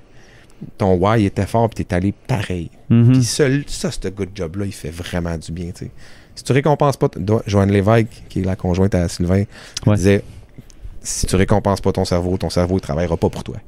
Fait qu'il faut récompenser son cerveau. Il faut mettre l'emphase sur ces petites victoires-là. C'est hyper important. Oui, puis elle est neuropsy, je pense. Neuropsychologue, oui. On a fait une formation avec à Sainte-Adèle il y a 2 ans, avec une fin de semaine de 2 jours avec Sylvain puis Joanne, puis ça a été du bonbon, là. Que eux, ils offraient la formation? Oui, qu'eux offraient. C'était quoi la formation? C'était c'est ouvert au grand public. Puis c'était vraiment axé sur ça, la performance. Puis il y avait tout le volet, c'était comme chacun leur tour un petit peu. Là, autant le volet sur le cerveau, sur le fonctionnement, beaucoup sur le TDA, les médicaments. Elle a fait un volet plus axé sur ça. Oui, ils ont écrit une couple de livres c'est exactement, ensemble là-dessus. Sur le TDA qui est sorti pas longtemps, puis l'anxiété. Oui, puis tout ce qu'on vient de dire, ça me fait penser aussi à un article que j'ai écrit il y a pas long sur la performance, comment que ça peut être un frein à la réussite, en fait. Là. De vouloir tout le temps être dans la performance parfaite ou dans le m'entraîner tous les jours. Ou, des fois, moi, dans mon cas, c'était un objectif que j'avais, parce que dans le fond, l'article était pratiquement sur moi, sur une situation que j'avais vécue. Puis c'était simplement, je voulais aller courir. Puis ça me tentait pas, j'avais mal dans le dos. Fait que l'objectif de départ, c'était d'aller courir 5 km, mais avec cette idée-là, cet objectif-là, on dirait qu'il me démotivait plus que d'autres choses. Fait que là, je me suis rendu compte, qu'est-ce qui ferait que ça me tente d'aller courir? Vas-y, puis tu verras combien que tu vas faire. OK, bon, je suis allé de même, puis j'étais plus motivé que de me dire, je vais faire un 5 km. Puis finalement, j'en ai fait 4, là, ce qui était très bien à ce moment-là, parce que je m'entraînais pas beaucoup cet été, mais c'est ça on veut tellement aller trop vite et trop... J'ai la chance de travailler avec Steve Parent, pour pas le nommer, un gars qui travaille à la Caserne 3 au centre-ville, puis on s'est côtoyé, puis il fait des ultra-trails. Ce gars-là, il a un mindset incroyable. Puis des fois, quand il court avec des coachs, il a coaché des gens aussi en course à pied, puis les gens sont trop dans le résultat. Puis c'est arrivé, il me racontait que des entraînements, des fois avec son groupe, avec les quelques personnes qui coachaient, il arrive en montagne pour aller faire un entraînement, puis là, tout le monde est là, la montre, le pace, le truc, le moniteur cardiaque, puis les trucs. Puis là, il fait là, bon, première affaire, enlevez vos espadrilles, enlevez vos montres, débarquez-moi tout ça. Aujourd'hui, on court au feeling. Juste de sentir le gazon en dessous de tes pieds, là, juste de prendre un moment, se déposer, tu sais. J'étais comme, wow. On rembarque dans nos souliers, puis on part. Puis là, tu vas chercher ton pace à toi. Faut que tu cours par rapport à ce que ton corps te dit, pas par rapport à ce que ta montre te dit. Les deux sont bons. Mais souvent, on va prioriser la montre, on va prioriser le temps, on va prioriser le résultat. Puis souvent, on oublie que notre corps, il nous en dit pas mal plus long que ce que la montre peut nous donner. Puis ça, c'est important, d'aller chercher ce feeling-là puis de le vivre. C'est ça, c'est un gars qui a un mindset. Ben moi, je me suis rendu compte que des fois, je performais mieux de cette façon-là. En mettant de côté... oui, j'ai mon cell d'activité. Moi, c'était avec mon cellulaire, dans le fond, j'active quand je vais courir. Oui, il est là, mais des fois, je me mets au défi de ne pas le regarder. Parce que juste de ne pas savoir à quoi je performe, c'est quoi mon temps à peu près, je me rends compte souvent, je vais plus vite. Parce que quand j'ai l'idée du temps, je compare par rapport à mes anciennes performances. Je me dis, c'est bon ça. Ouais. Fait que je suis dans un bon temps. C'est ça. Mais finalement, je pourrais pousser plus. T'es pas dans le moment présent. Non. T'es en train de faire des comparaisons avec ce que tu as déjà fait ou ce que tu veux réussir. T'es pas dans le moment présent pantoute. Puis ça, c'est déposer dans le moment présent. C'est tough. C'est tough. J'aimerais ça qu'on parle un peu de cohésion d'équipe. Je pense que tu m'as parlé tantôt, c'était avec les Patriotes que tu travailles un peu ça. En ce moment, oui, on est là-dedans. Ouais. On peut-tu en parler? Oui, la cohésion est super bonne. Ouais. Je sais pas, des fois, mais dans le fond, c'est pas un secret là, que tu travailles avec les Patriotes. Mais, non, c'est récent, c'est ça. Ils sont en train de passer Division 2, Division 1. Ouais. Une belle gang. Une belle gang d'athlètes qui sont motivés, une gang d'athlètes qui sont ouvertes à apprendre beaucoup. Qui ont gagné, je pense, championnat l'année passée. Ils ont gagné le championnat provincial. Ouais. Puis c'est ce qui fait que cette année, sont en transition pour monter dans le D1 l'an prochain, qui est la division avec le Rouge-et-Or, avec McGill, les Carabins, Ottawa, puis Sherbrooke, ces choses-là. Puis en ce moment, c'est quoi la division? Ils sont avec quel? Ils sont en division 2, universitaire, mais division 2. OK. Fait que ils sont avec l'UQAC, ils sont avec ETS. Okay. Puis, qu'est-ce qui fait que les divisions sont séparées comme ça? Est-ce qu'il y a des équipes qui sont plus récentes puis c'est pour cette raison-là? Oui, il y a une question de calibre aussi. Il y a une question de calibre puis de potentiel de bassin d'athlètes. Okay. Je sais que les Patriotes ont déjà été Division 1, ils ont retourné Division 2. Des fois, les structures au niveau des... Ça change. Ça peut changer. Puis à un moment donné, on peut avoir un slump d'athlètes de crime. L'équipe est trop forte. C'est ça. Mais pour l'instant, avec les Patriotes, la cohésion est écœurante. On a une belle chimie. L'objectif, comme tu as dit, l'objectif, il est là. On sait où on s'en va. C'est clair, c'est établi. Les coachs qui sont en place ont mis une structure, ont mis quelque chose de dire c'est une année de transition. Ce qu'on veut, c'est pas que vous soyez prêtes pour gagner aujourd'hui. Ce qu'on veut, c'est que vous soyez prêtes en septembre. Mm-hmm. Fait que le plan de match est fait pour qu'en septembre, on soit peak. Puis là, on puisse rentrer dans la ligue, dans le D1. Avec ce que ça prend pour jouer dans le D1. Puis comment tu travailles la cohésion dans une équipe? Comme je te dis, pour l'instant, ça va bien. Pour l'instant, ça va bien. Ta job est facile en ce moment. Pour l'instant, ça va bien, mais pour avoir travaillé avec... En général. Pour avoir travaillé avec des équipes qui ont eu des problèmes de cohésion, c'est d'aller rechercher les valeurs. C'est quoi? Souvent, les organisations arrivent avec leurs valeurs. Tu joues pour une équipe, c'est les valeurs de l'équipe, c'est les valeurs de l'organisation, mais c'est pas nécessairement tes valeurs à toi. Puis, faut aller chercher ça chez les athlètes, chez l'équipe. Puis là, on fait des petits ateliers sur les valeurs, puis en groupe, puis en sous-groupe, puis à un moment donné, on trouve, faites-moi votre top 3, tu sais. Puis ça, c'est votre top 3. Ça veut dire que s'il y a quelqu'un là-dedans dans la gang qui faille à cette valeur-là, vous l'avez trouvé ensemble. Mm-hmm. Fait qu'il faut que ça soit quelque chose qui est vraiment personnalisé à l'équipe. Un consensus. Un consensus, tu sais. Un peu comme quand tu choisis un capitaine. Là. C'est ça. Tu sais, être guerrière, là, ça veut dire ce que ça veut dire. Ça veut pas dire que pour moi, ça veut dire la même chose que pour l'autre. Ça, c'est une valeur, par exemple, qui pourrait être associée. Ça peut être une valeur. Tu sais, être guerrière, c'est pas une valeur comme telle, mais tu sais, de s'identifier. C'est une caractéristique, mais de s'identifier à quelque chose qui est commun pour tout le monde, puis que ça veut dire la même chose pour tout le monde. Mm-hmm. Ça, c'est important. Puis, tu sais, Sylvain l'a déjà dit, dans une équipe, quand tu es capable d'accepter qu'il y a des personnalités différentes, tu as encore plus de chances d'atteindre le maximum potentiel de l'équipe. Mm-hmm. Plus il y a de personnalités différentes dans une équipe, plus tu as des chances d'atteindre le potentiel, à une condition qui dit, c'est que tu sois capable d'accepter les différences des autres. Ça m'a marqué quand il m'a dit ça, parce qu'on le voit souvent dans des équipes. Puis, tu sais, avant des matchs, il y en a qui ont besoin d'être tout seuls, il y en a qui écoutent de la musique, il y en a que la boîte leur arrête pas parce qu'ils ont besoin de ça, tu sais. Il faut que ça passe quelque part, ce petit stress de performance-là, puis d'aller jouer. Puis, fait qu'il faut être capable de respecter un peu tous ceux qui sont là. Puis quand il y a une belle écologie, puis tout le monde comprend tout le monde, bien là, on commence à toucher quelque chose. Fait que juste de faire des fois un atelier sur les personnalités, puis de comprendre qu'il y en a qui sont plus introvertis, extrovertis, lui il est plus... ça va y prendre plus de temps parce qu'il analyse, l'autre il est plus intuitif, tu sais. C'est pas parce qu'il n'a pas compris. C'est juste que lui, il est visuel, une image au mille vaut, blang. Toi, tu as besoin de l'entendre, tu as besoin de te le faire expliquer. Mais souvent, ce que ça va causer, c'est que l'autre gars à côté va faire « Coudonc, là, t'as pas compris, là? » Il y a eu une démonstration, c'est clair. Mm-hmm. Ce gars-là, il est pas visuel. T'sais, son canal pour enregistrer l'information, il est plus auditif.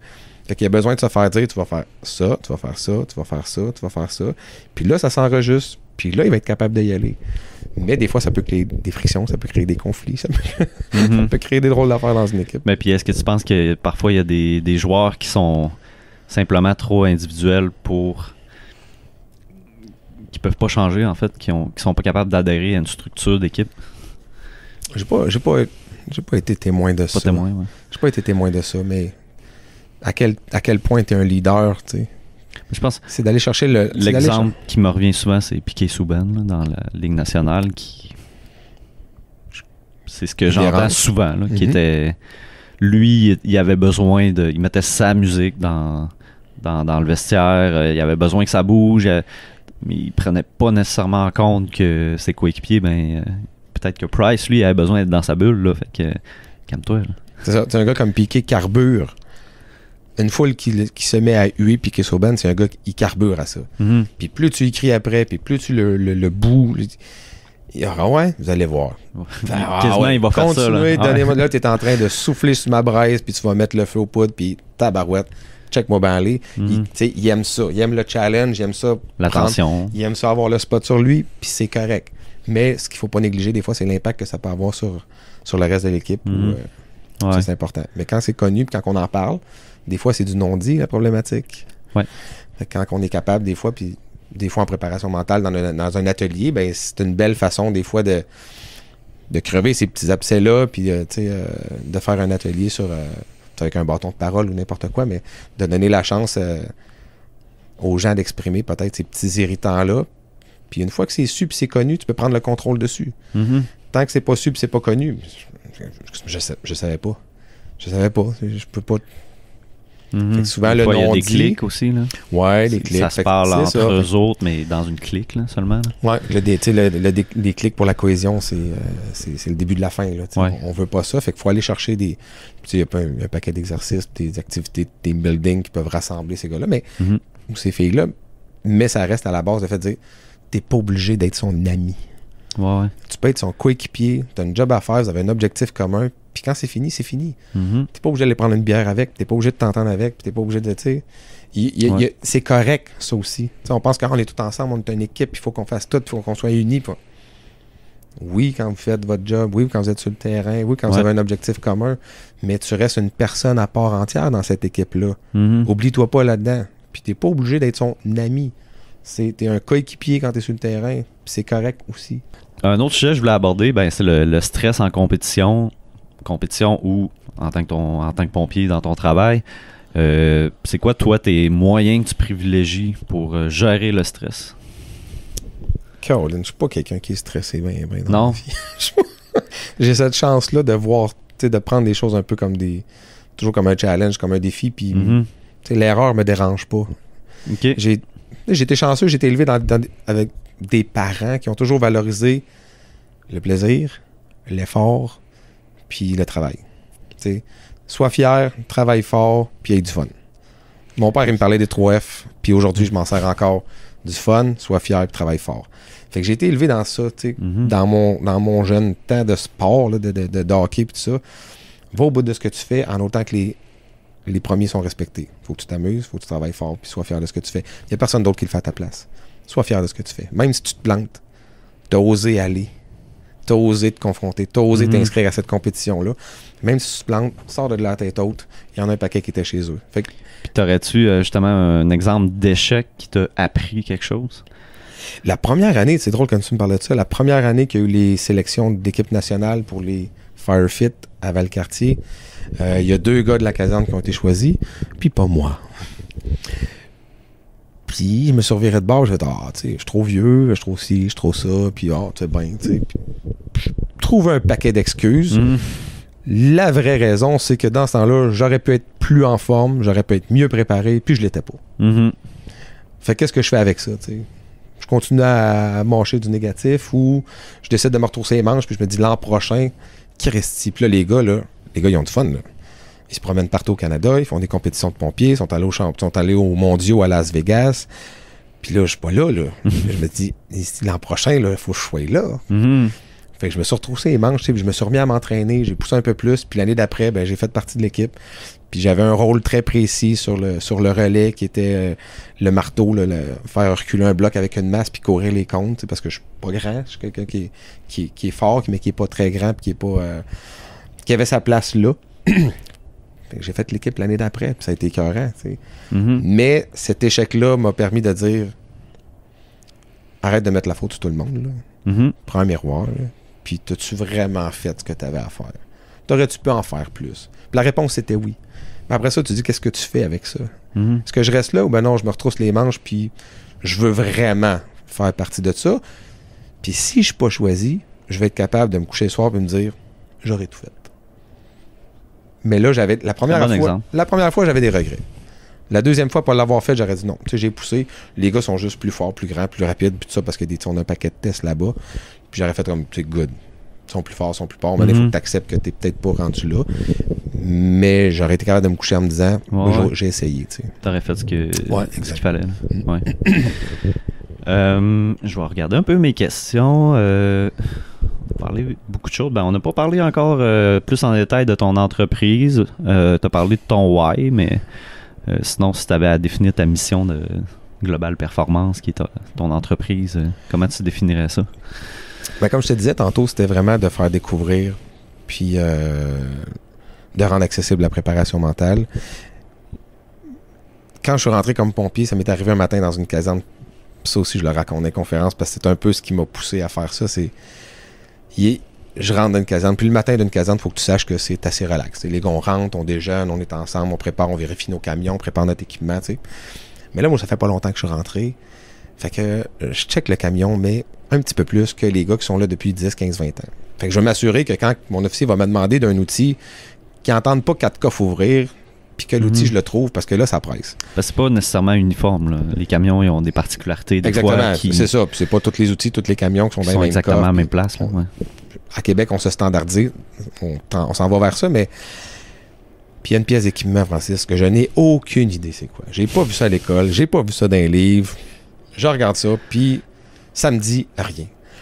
Fait que je m'en vais dans la cuisine, puis je roule la porte, je dis, y a quelqu'un qui peut venir me donner un coup de main? Il y a un équipement que je sais pas c'est quoi sur le camion. Puis là, il y a un vieux de la vieille qui lit son journal, tu dis, comme d'un film. Puis il me regarde en rien, il fait comme, hey, le jeune, ça sort de l'école, puis ça sait pas tout, hein? L'expérience, ça s'achète pas. Classique. Elle était facile, là. Puis là, ça me vire dans la tête, puis tout ce que j'ai trouvé à répondre, c'est j'ai l'expérience, ça s'achète pas, mais ça se partage. Puis j'ai fermé la porte, puis je suis parti dans le garage, puis j'ai fait oh my God, qu'est-ce que je viens de faire là, tu sais. C'était une bonne réponse, mais c'était peut-être pas la meilleure façon. À 20 ans, c'était peut-être pas la bonne façon. D'être inclus dans le groupe. J'aurais peut-être dû le dire dans ma tête. Mais ça a sorti, puis écoute, il y a un gars qui est venu, il y a un jeune qui est sorti, il est venu me montrer la patente, puis c'était bien correct, parce que crime, si on a une intervention dans les 5 prochaines minutes, c'est peut-être en avoir de besoin.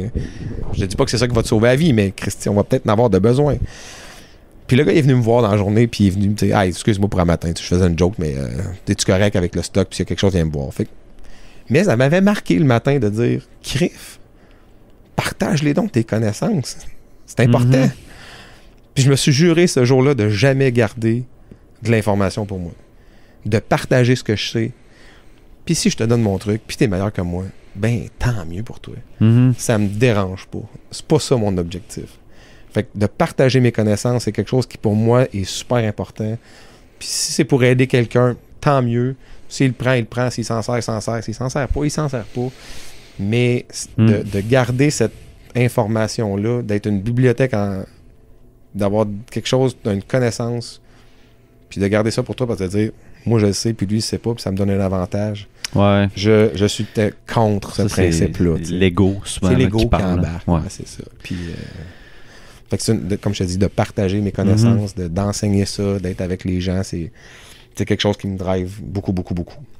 Puis j'ai réalisé, Christy, que j'avais de l'expérience dans mon sac à dos. Il est pas plein, il est vraiment pas plein.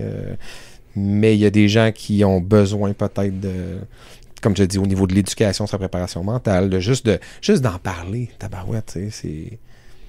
Fait que je pense que je te dirais que ça, quand j'ai parti Global Performance, c'est de dire que je suis pas la solution à toutes tes miracles. Je suis pas... Mais Global Performance, c'est la préparation mentale, c'est une petite affaire. Mais c'est systémique. Puis c'est pour ça, Global Performance, c'est que ça fait partie d'un tout, la performance. Ça va te prendre un bon nutritionniste, ça va te prendre un bon coach, ça va te prendre... Mais ça prend aussi toi. Puis la préparation mentale, c'est un aspect dans toute cette recette-là. Mais ça fait partie d'un tout. Fait que si à un moment donné, je travaille avec un athlète, puis on me parle de problème de nutrition ou de carence alimentaire parce que c'est pour améliorer ses performances, c'est pas mon champ d'expertise. Mais on va faire affaire avec quelqu'un qui va pouvoir t'aider, un psychologue, des ressources. On va référer parce que, justement, tout ne dépend pas de moi. Fait qu'on va être capable d'avoir... Tu sais, moi, le yoga, je te l'enseignerai pas. Je vais te montrer des techniques de respiration, des body scans, des choses comme ça. Mais si tu veux en faire plus, je te conseille, regarde, je te donne son nom, Sandra Tremblay, prends ses numéros, travaille à l'Université Laval. C'est une perle. Si tu veux faire du yoga puis aller plus loin là-dedans, contacte-la. Bang.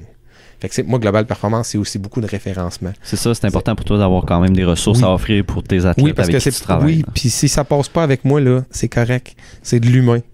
Ça se peut que ça ne fitte pas la personnalité, puis ça me dérangera pas. Mais ça peut même être considéré une partie de ton travail. Là. Comme ben oui. Donner des références. Exactement. Donner de l'information encore. C'est ça. Là, fait qu'autant la performance... Partager. Autant la performance est systémique dans le tactique, le technique, le mental puis le physique, que c'est un aspect d'un tout, ben autant moi comme ressource, je fais partie aussi d'un tout avec l'organisation, les athlètes, les physios, avec toute l'équipe qui travaille autour de tout ça. Fait que c'est un peu ça la vision que j'avais quand j'ai parti Global Performance. C'est plus d'avoir... c'est pas juste centré sur moi, il y a vraiment une équipe autour s'il y a des ressources de disponibles. Puis comment tu utilises les réseaux sociaux? T'es-tu beaucoup sur les réseaux sociaux? Et il y a 43 ans, les réseaux sociaux, là, c'est un défi. Ça a-tu été c'est un défi, une adaptation à faire? Je dis souvent à joke que moi, les likes à 43 ans sur mon Facebook, ça m'apporte à rien. Ouais. C'est vraiment pas ça. Ça n'a pas le même effet que sur... Non. Fait que je me suis fait un site Internet parce que ça prend un site Internet. Mais c'est pas un site qui est vivant. C'est des références, c'est une petite description des photos. Il n'est pas mis à jour parce que c'est pas un véhicule que je veux utiliser. Mais je suis allé voir, il y a tout ce qu'il faut. Il y a ce qu'il faut. On sait ce que tu fais, on sait ce que tu offres. Exactement. C'est la base d'un site Internet pour me rejoindre, ces choses-là, puis savoir ce que je fais. Je me sers beaucoup de Facebook pour partager de l'information. Un article sur la pleine conscience, un article sur la respiration, un article sur la visualisation, une vidéo sur des résultats. On a travaillé ça. J'ai rencontré, c'est certain qu'il y a un peu de publicité au travers de ça. J'ai travaillé avec un groupe qui allait, le Cotopaxi, le groupe qui sont allés là. J'ai fait une petite conférence pour eux autres avant leur départ sur l'importance du mental dans leur préparation, puis la fixation d'objectifs, tout ça. Puis c'est sûr qu'on partage ça aussi, mais c'est plus un véhicule d'information. Fait que la personne est chez eux, puis si elle a liké ma page, là, ben à un moment donné, un soir, elle voit popper un article sur la respiration, sur la fixation d'objectifs.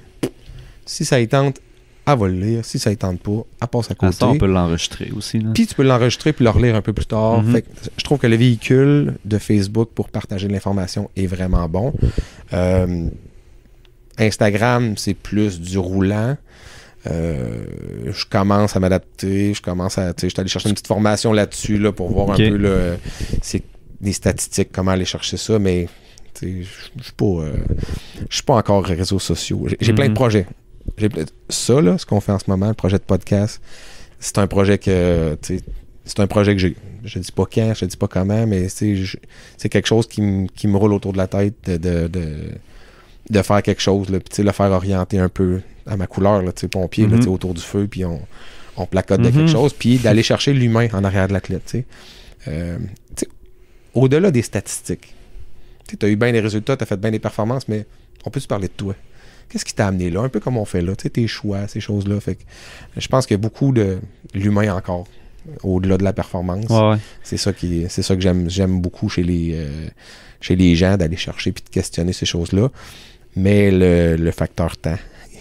Ouais, c'est ça que tu me disais tantôt. Il va falloir que tu trouves pompier temps plein, 2 enfants, une blonde, mes sports, mes loisirs aussi. Fait que la gestion du temps, j'essaie de maximiser ça dans mes journées de congé pour que ça ait le moins d'impact possible sur ma famille. Mais fait que je me sers de ça des réseaux sociaux un peu, mais je pourrais maximiser la patente un peu plus. Mais encore là, c'est du temps. Il faut apprendre la photo. Il faut que tu le penses, le texte, puis il faut que tu l'écrives, puis il faut que tu le... Puis c'est de te demander au final, c'est-tu nécessaire? T'sais, je veux dire, si en ce moment, en plus, tu travailles déjà avec des équipes, tu as déjà un bon roulement au niveau des athlètes, à quel point c'est nécessaire de... Depuis 5 ans, c'est du bouche-oreille. C'est beaucoup du bouche-oreille. Quelqu'un qui a quelqu'un. J'ai pas eu... Tout le monde connaît un athlète dans sa famille. Ou... le pourcentage de clients que j'ai eu. Ou on va parler de toi à telle personne. C'est ça. Mais du roulant de dire, j'ai vu ton site internet, j'ai fouillé sur Google, je t'ai trouvé. Pas tant que ça. Non, c'est ça. Le pourcentage, en vaut-tu la peine? Je sais pas, mais on est rendu dans un air où est-ce qu'on peut pas non plus être à côté de ça. Ouais. Ouais, il faut au moins que tu sois présent, je pense, c'est ça. à une place. Là. C'est ça. Après ça, c'est de choisir. Pour l'instant, c'est comme ça. Puis c'est pas plus que ça. C'est bien correct.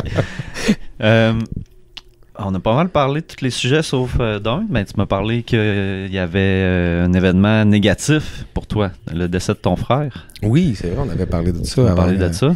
Oui. Tu as dit que ça a eu un effet, je me souviens plus les mots exacts que tu as abordés, mais comme précipiter peut-être des choix que tu as fait ensuite, ou ben peut-être diriger les choix que tu as fait. Oui, ben je t'avais dit en fait que la vie m'avait fait prendre des raccourcis. Exact, c'est ça. C'est ça les mots. Que des fois, la vie... elle te fait prendre des raccourcis dans ton développement personnel. Ben, veux-tu nous en parler un peu de ce qui s'est passé, puis à quel moment c'est arrivé, puis qu'est-ce que ça a eu comme impact? Impact négatif et positif que tu me dis. Avec du recul, je peux te dire qu'il y a eu du positif. Évidemment. Et c'est ça, je te disais tantôt au début, j'ai mes parents, un petit frère, un grand sœur, on suit tous de 2 ans. Puis malheureusement, mon frère, à l'âge de 31 ans, en 2006, 2 février, il s'en allait faire du sport. Il était professeur de Mortagne à Boucherville. Puis il s'en allait jouer au hockey bottine sur leur dîner avec des jeunes. Puis en ouvrant la porte du complexe sportif, il s'effondre. Hein? Ah ouais. Comme on ferme une lumière. Terminé. Son chum est en arrière, il embarque dessus, commence à faire les manœuvres. Il n'y a rien à faire. Les ambulanciers, l'hôpital, il n'y a rien à faire. C'est tout le complexe sportif s'est effondré ou ben Non. Lui, il s'est effondré. Ah, lui, il s'est effondré. Ouais, excuse, j'ai pas compris, moi non plus. Juste lui. Okay. Le cœur a arrêté. Puis, il n'y a rien qu'ils ont été capables de faire, même s'il était dans les premières secondes. Il y avait quelqu'un pour faire les manœuvres sur lui. Mon père est à Toronto. Moi, je suis à Québec. Ma soeur est à Montréal. Je reçois un téléphone le soir chez des amis. On est en train de se faire un souper fondu avec une gang de pompiers qui font des compétitions, tout ça. Puis mon père est au bout de la ligne, puis il dit, t'as fait un accident à ton frère. Puis ils n'ont pas été capables de rien faire. Puis là, je comprends rien. Mon père se met à pleurer. Il dit, je te rappelle. Puis là, je suis bouche bée. Je devais être vert quand je suis retourné à la table. Je dis, je pense que mon frère est mort, mais je comprends pas non plus. Comme un choc, là. Comme un choc. Le vide. Le vide de dire je portais plus à terre. Quand tu dis que t'as même pas l'impression que tu sais où ce que t'es. Mon père me rappelle, il a repris un peu sur lui, puis il m'explique un peu qu'est-ce qui s'est passé. Puis là, t'es où? On essaie d'être appelé tout tantôt. Il dit, moi, j'étais à Toronto. Ta mère le sait pas. Faut pas qu'elle la prenne par téléphone. Fait que, tu sais, on l'appelle pas. Finalement, ma mère était au cinéma. T'sais. Super belle soirée. Fait que je dis à mon père, je pars de Québec, puis on s'en va la rejoindre. Mon père dit, j'embarque dans le premier train demain matin, puis je décolle. Fait que c'est moi qui ai annoncé ça à ma mère. Ça, je dirais que ça a été peut-être aussi tough que le décès de mon frère, d'arriver à ma mère et de dire, là, Paille n'est pas là, mais là, il veut que tu l'appelles. Il est arrivé quelque chose. Puis ma mère, quand on était arrivé, il y a une fleur, tu sais. Qu'est-ce que vous faites ici? Il est 10h30, 11h le soir. Là. Vous voyez bien que c'est pas normal qu'on arrive là, moi et ma blonde. J'avais pas d'enfant dans ce temps-là. C'est pas normal qu'on arrive là à 11h le soir. Mais là, j'en ai essayé de t'appeler toute la soirée. Ah, mais je suis au cinéma. Mais je sais ça. On a essayé de t'appeler pour te dire qu'on s'en venait. Mais, tu sais. Fait que parle genre pour m'amener. Genre, il va falloir que je dise, tu sais. Il va falloir que je dise. Puis...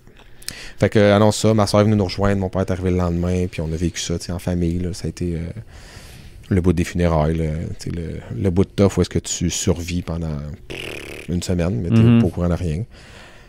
Mais la vague d'amour que mon frère a eue pendant les funérailles, Francis, ça a été incroyable. Il enseignait à l'école, puis il enseignait avec des jeunes, puis il était sportif. Top shape. Top shape, mon frère, c'était un athlète aussi. De voir tous les jeunes qui sont venus, puis de voir quel impact que lui avait eu chez les jeunes, ça m'a fasciné. Puis il m'avait dit, à un moment donné, tu sais, les profs qui sont plus vieux, des fois, ils oublient l'essence même que la proximité avec les étudiants est importante. Puis je te parle de proximité, pas dans le sens de proximité de proche, puis de chumé, de s'intéresser à ce qu'ils font. Mon frère, c'est le genre de gars qui, quand il y avait une pause le matin entre deux cours, il allait manger sa sandwich à l'aréna puis il regardait les gars du sport-études jouer au hockey. Et je hey, Monsieur Lemieux est là, tu sais. D'après-midi, là, il dit, ils n'ont pas le goût de m'écœurer. J'étais allé les voir, je me suis intéressé, puis en plus, je disais, ouais, faites un beau goal tantôt, tabarouette, patine, tu sais.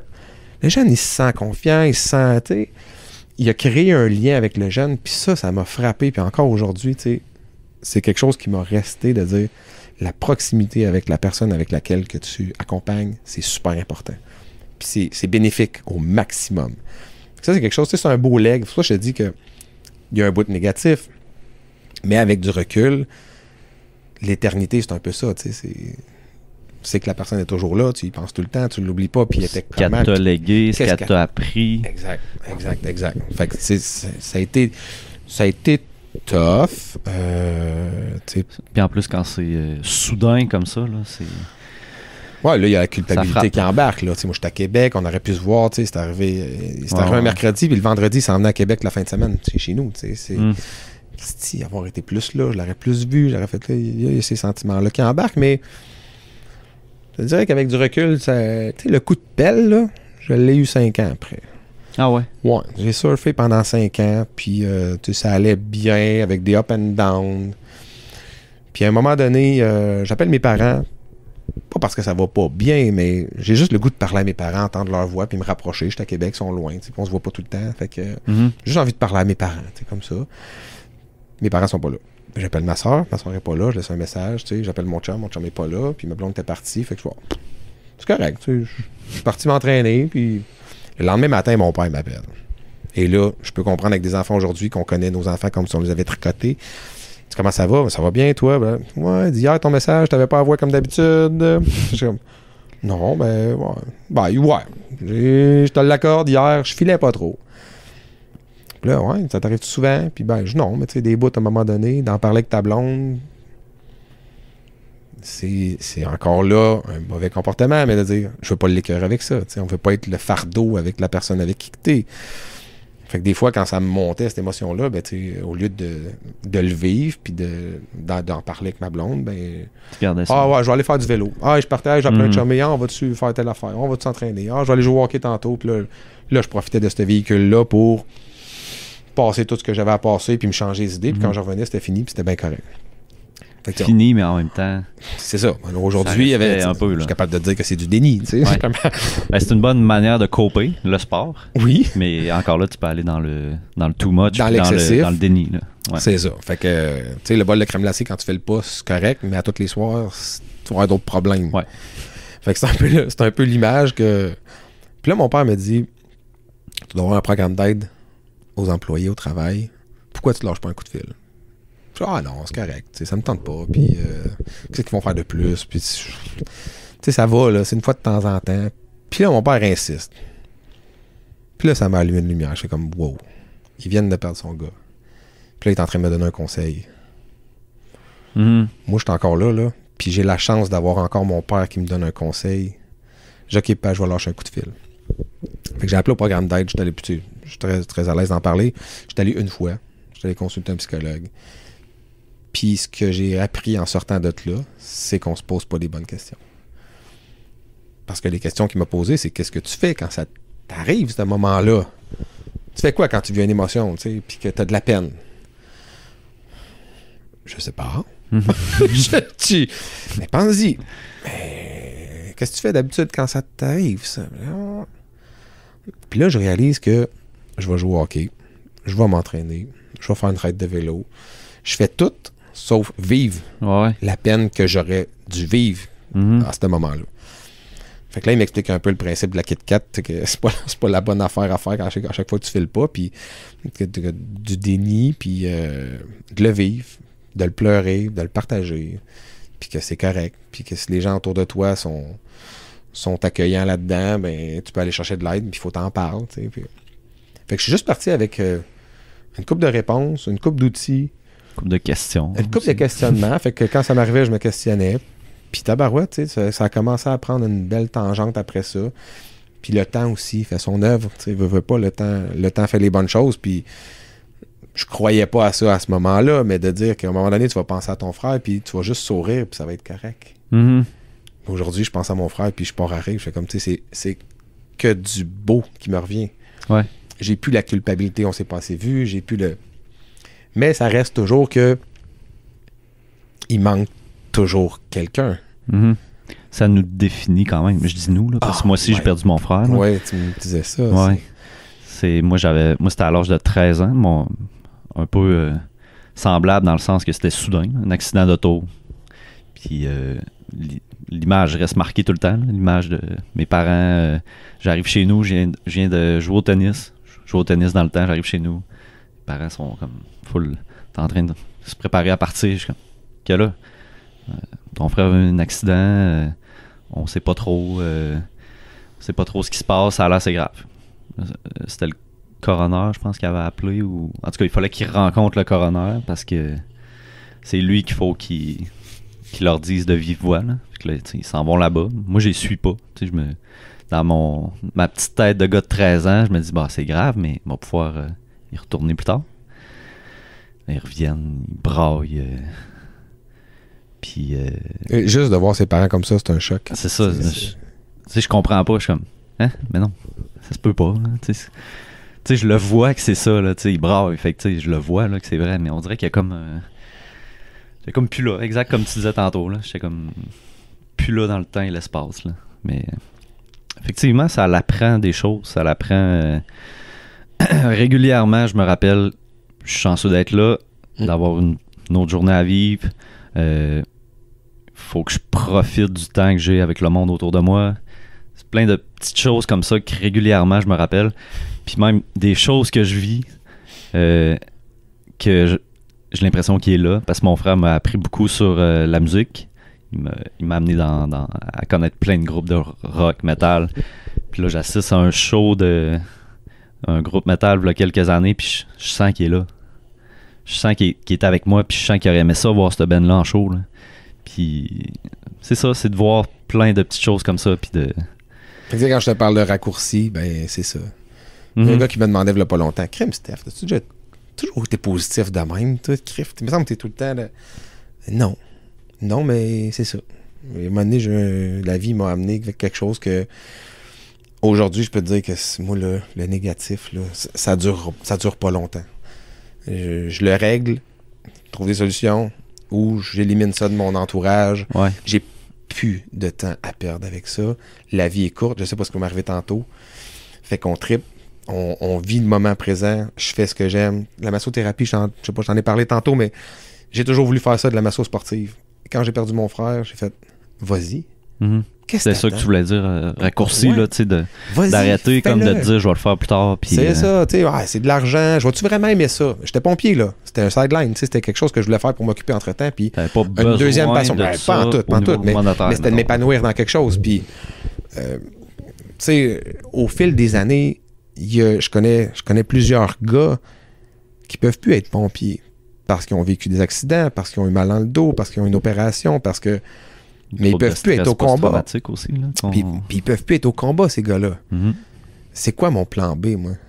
Mm-hmm. Mais si demain matin, je me pète une jambe, puis il m'arrive un accident, n'importe quoi, puis je peux pas être pompier, ben j'aurai toujours un plan B sur lequel que j'ai une deuxième, tu sais, un double projet.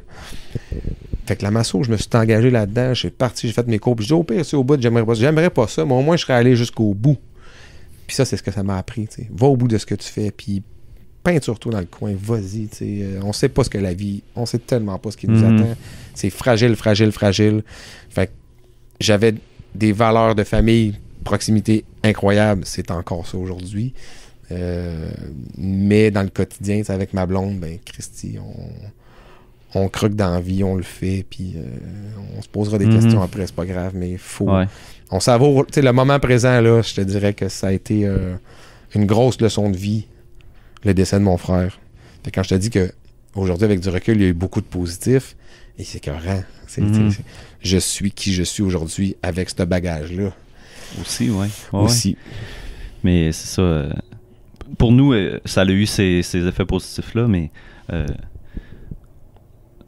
je trouve ça quand même important de peut-être spécifier que chaque personne va le vivre différemment. Là. Je sais que je vois des dans ma famille, c'est pas tout le monde qui l'a vécu comme moi puis qui est capable de dire ça a eu des impacts positifs. Là, c'est dur de dire ça, là, un événement difficile comme ça, que de dire que j'ai eu de quoi de positif de ça. Là. Mais comme, tu sais, on en parle, j'en parle avec ma mère, avec ma soeur un peu, avec mon père pas trop. Mais on se comprend, tu sais, c'est correct. C'est ça, chaque personne le vit différemment, puis tu sais, c'est accepté, c'est connu. Mais effectivement, on est tous différents là-dedans. Puis il y a des moments où est-ce que ça peut revenir, tu sais, ça va puis ça vient. Moi, comme je t'ai dit tantôt, l'éternité, c'est ça pour moi. C'est que cette personne-là va toujours continuer à vivre en dedans de moi, dans mes souvenirs, dans mes pensées, dans mes émotions. Comme, j'entends une toune, je pense, j'entends du Guns N' Roses, c'est mon frère, j'y volais sa cassette. Fait qu'il y a plein d'affaires qui font que ces petits flashs-là, aujourd'hui, c'est des beaux souvenirs. Mais je te dirais qu'aujourd'hui, le facteur peut-être qui me manque le plus, c'est décrocher le téléphone puis de l'appeler. Ma blonde est enceinte, t'appelles tes parents, t'appelles ta soeur, t'appelles tes amis. Shit, j'aurais tellement aimé ça. J'ai fait un concours de lieutenant, j'ai passé, je me suis bien classé, crème, et j'aurais aimé ça t'annoncer ça, j'aurais aimé ça, que tu sois fier de moi, de partager tes réussites avec tes parents, avec ta soeur, mais là, il manque toujours quelqu'un. Fait que des fois, c'est ça, on se couche le soir, puis on sait qu'il est pas trop loin, on partage ça un petit peu. On garde on ça le quand vit même. avec. Là, un deuil, j'ai entendu souvent ça, c'est jamais complètement terminé, dans le sens qu'on ça peut être réglé, mais c'est encore présent d'une certaine façon. Moi, je pense que il y a une différence entre accepter puis vivre avec. Moi, je vis avec. L'accepter, je sais pas si je suis rendu là, je sais pas si je vais me rendre là un jour, je sais pas si c'est correct ou pas correct. Mais je vis avec, puis pour l'instant, je vis bien avec ça. Mais de l'accepter, c'est dur, puis on n'est pas obligé d'accepter l'inacceptable non plus, tant que ça n'a pas un impact négatif plus que positif dans ta vie. Fait qu'à ce moment-là, je me dis, je vis avec, c'est correct, il y a des hauts, il y a des bas, mais avec le temps, on a appris à prendre ces pensées-là, puis au lieu que ça allume une lumière noire, ça allume une lumière blanche, puis c'est des bons souvenirs qui reviennent au lieu de toujours avoir la rancune, la rancœur, le regret, puis qui sert à rien, là, absolument. Mais c'est une belle façon de terminer, je pense, sur une note positive. Ben oui.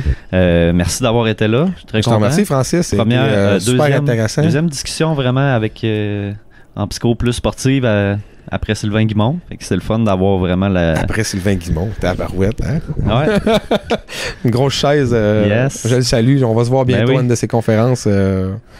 Je te remercie, on le salue. C'était super apprécié, Francis. Puis en terminant, comme toujours, où on peut te rejoindre? Internet, on en a parlé un petit peu tantôt, globalperformance.com, sur Facebook, Global Performance, Stéphane Lemieux, puis mes coordonnées sont là.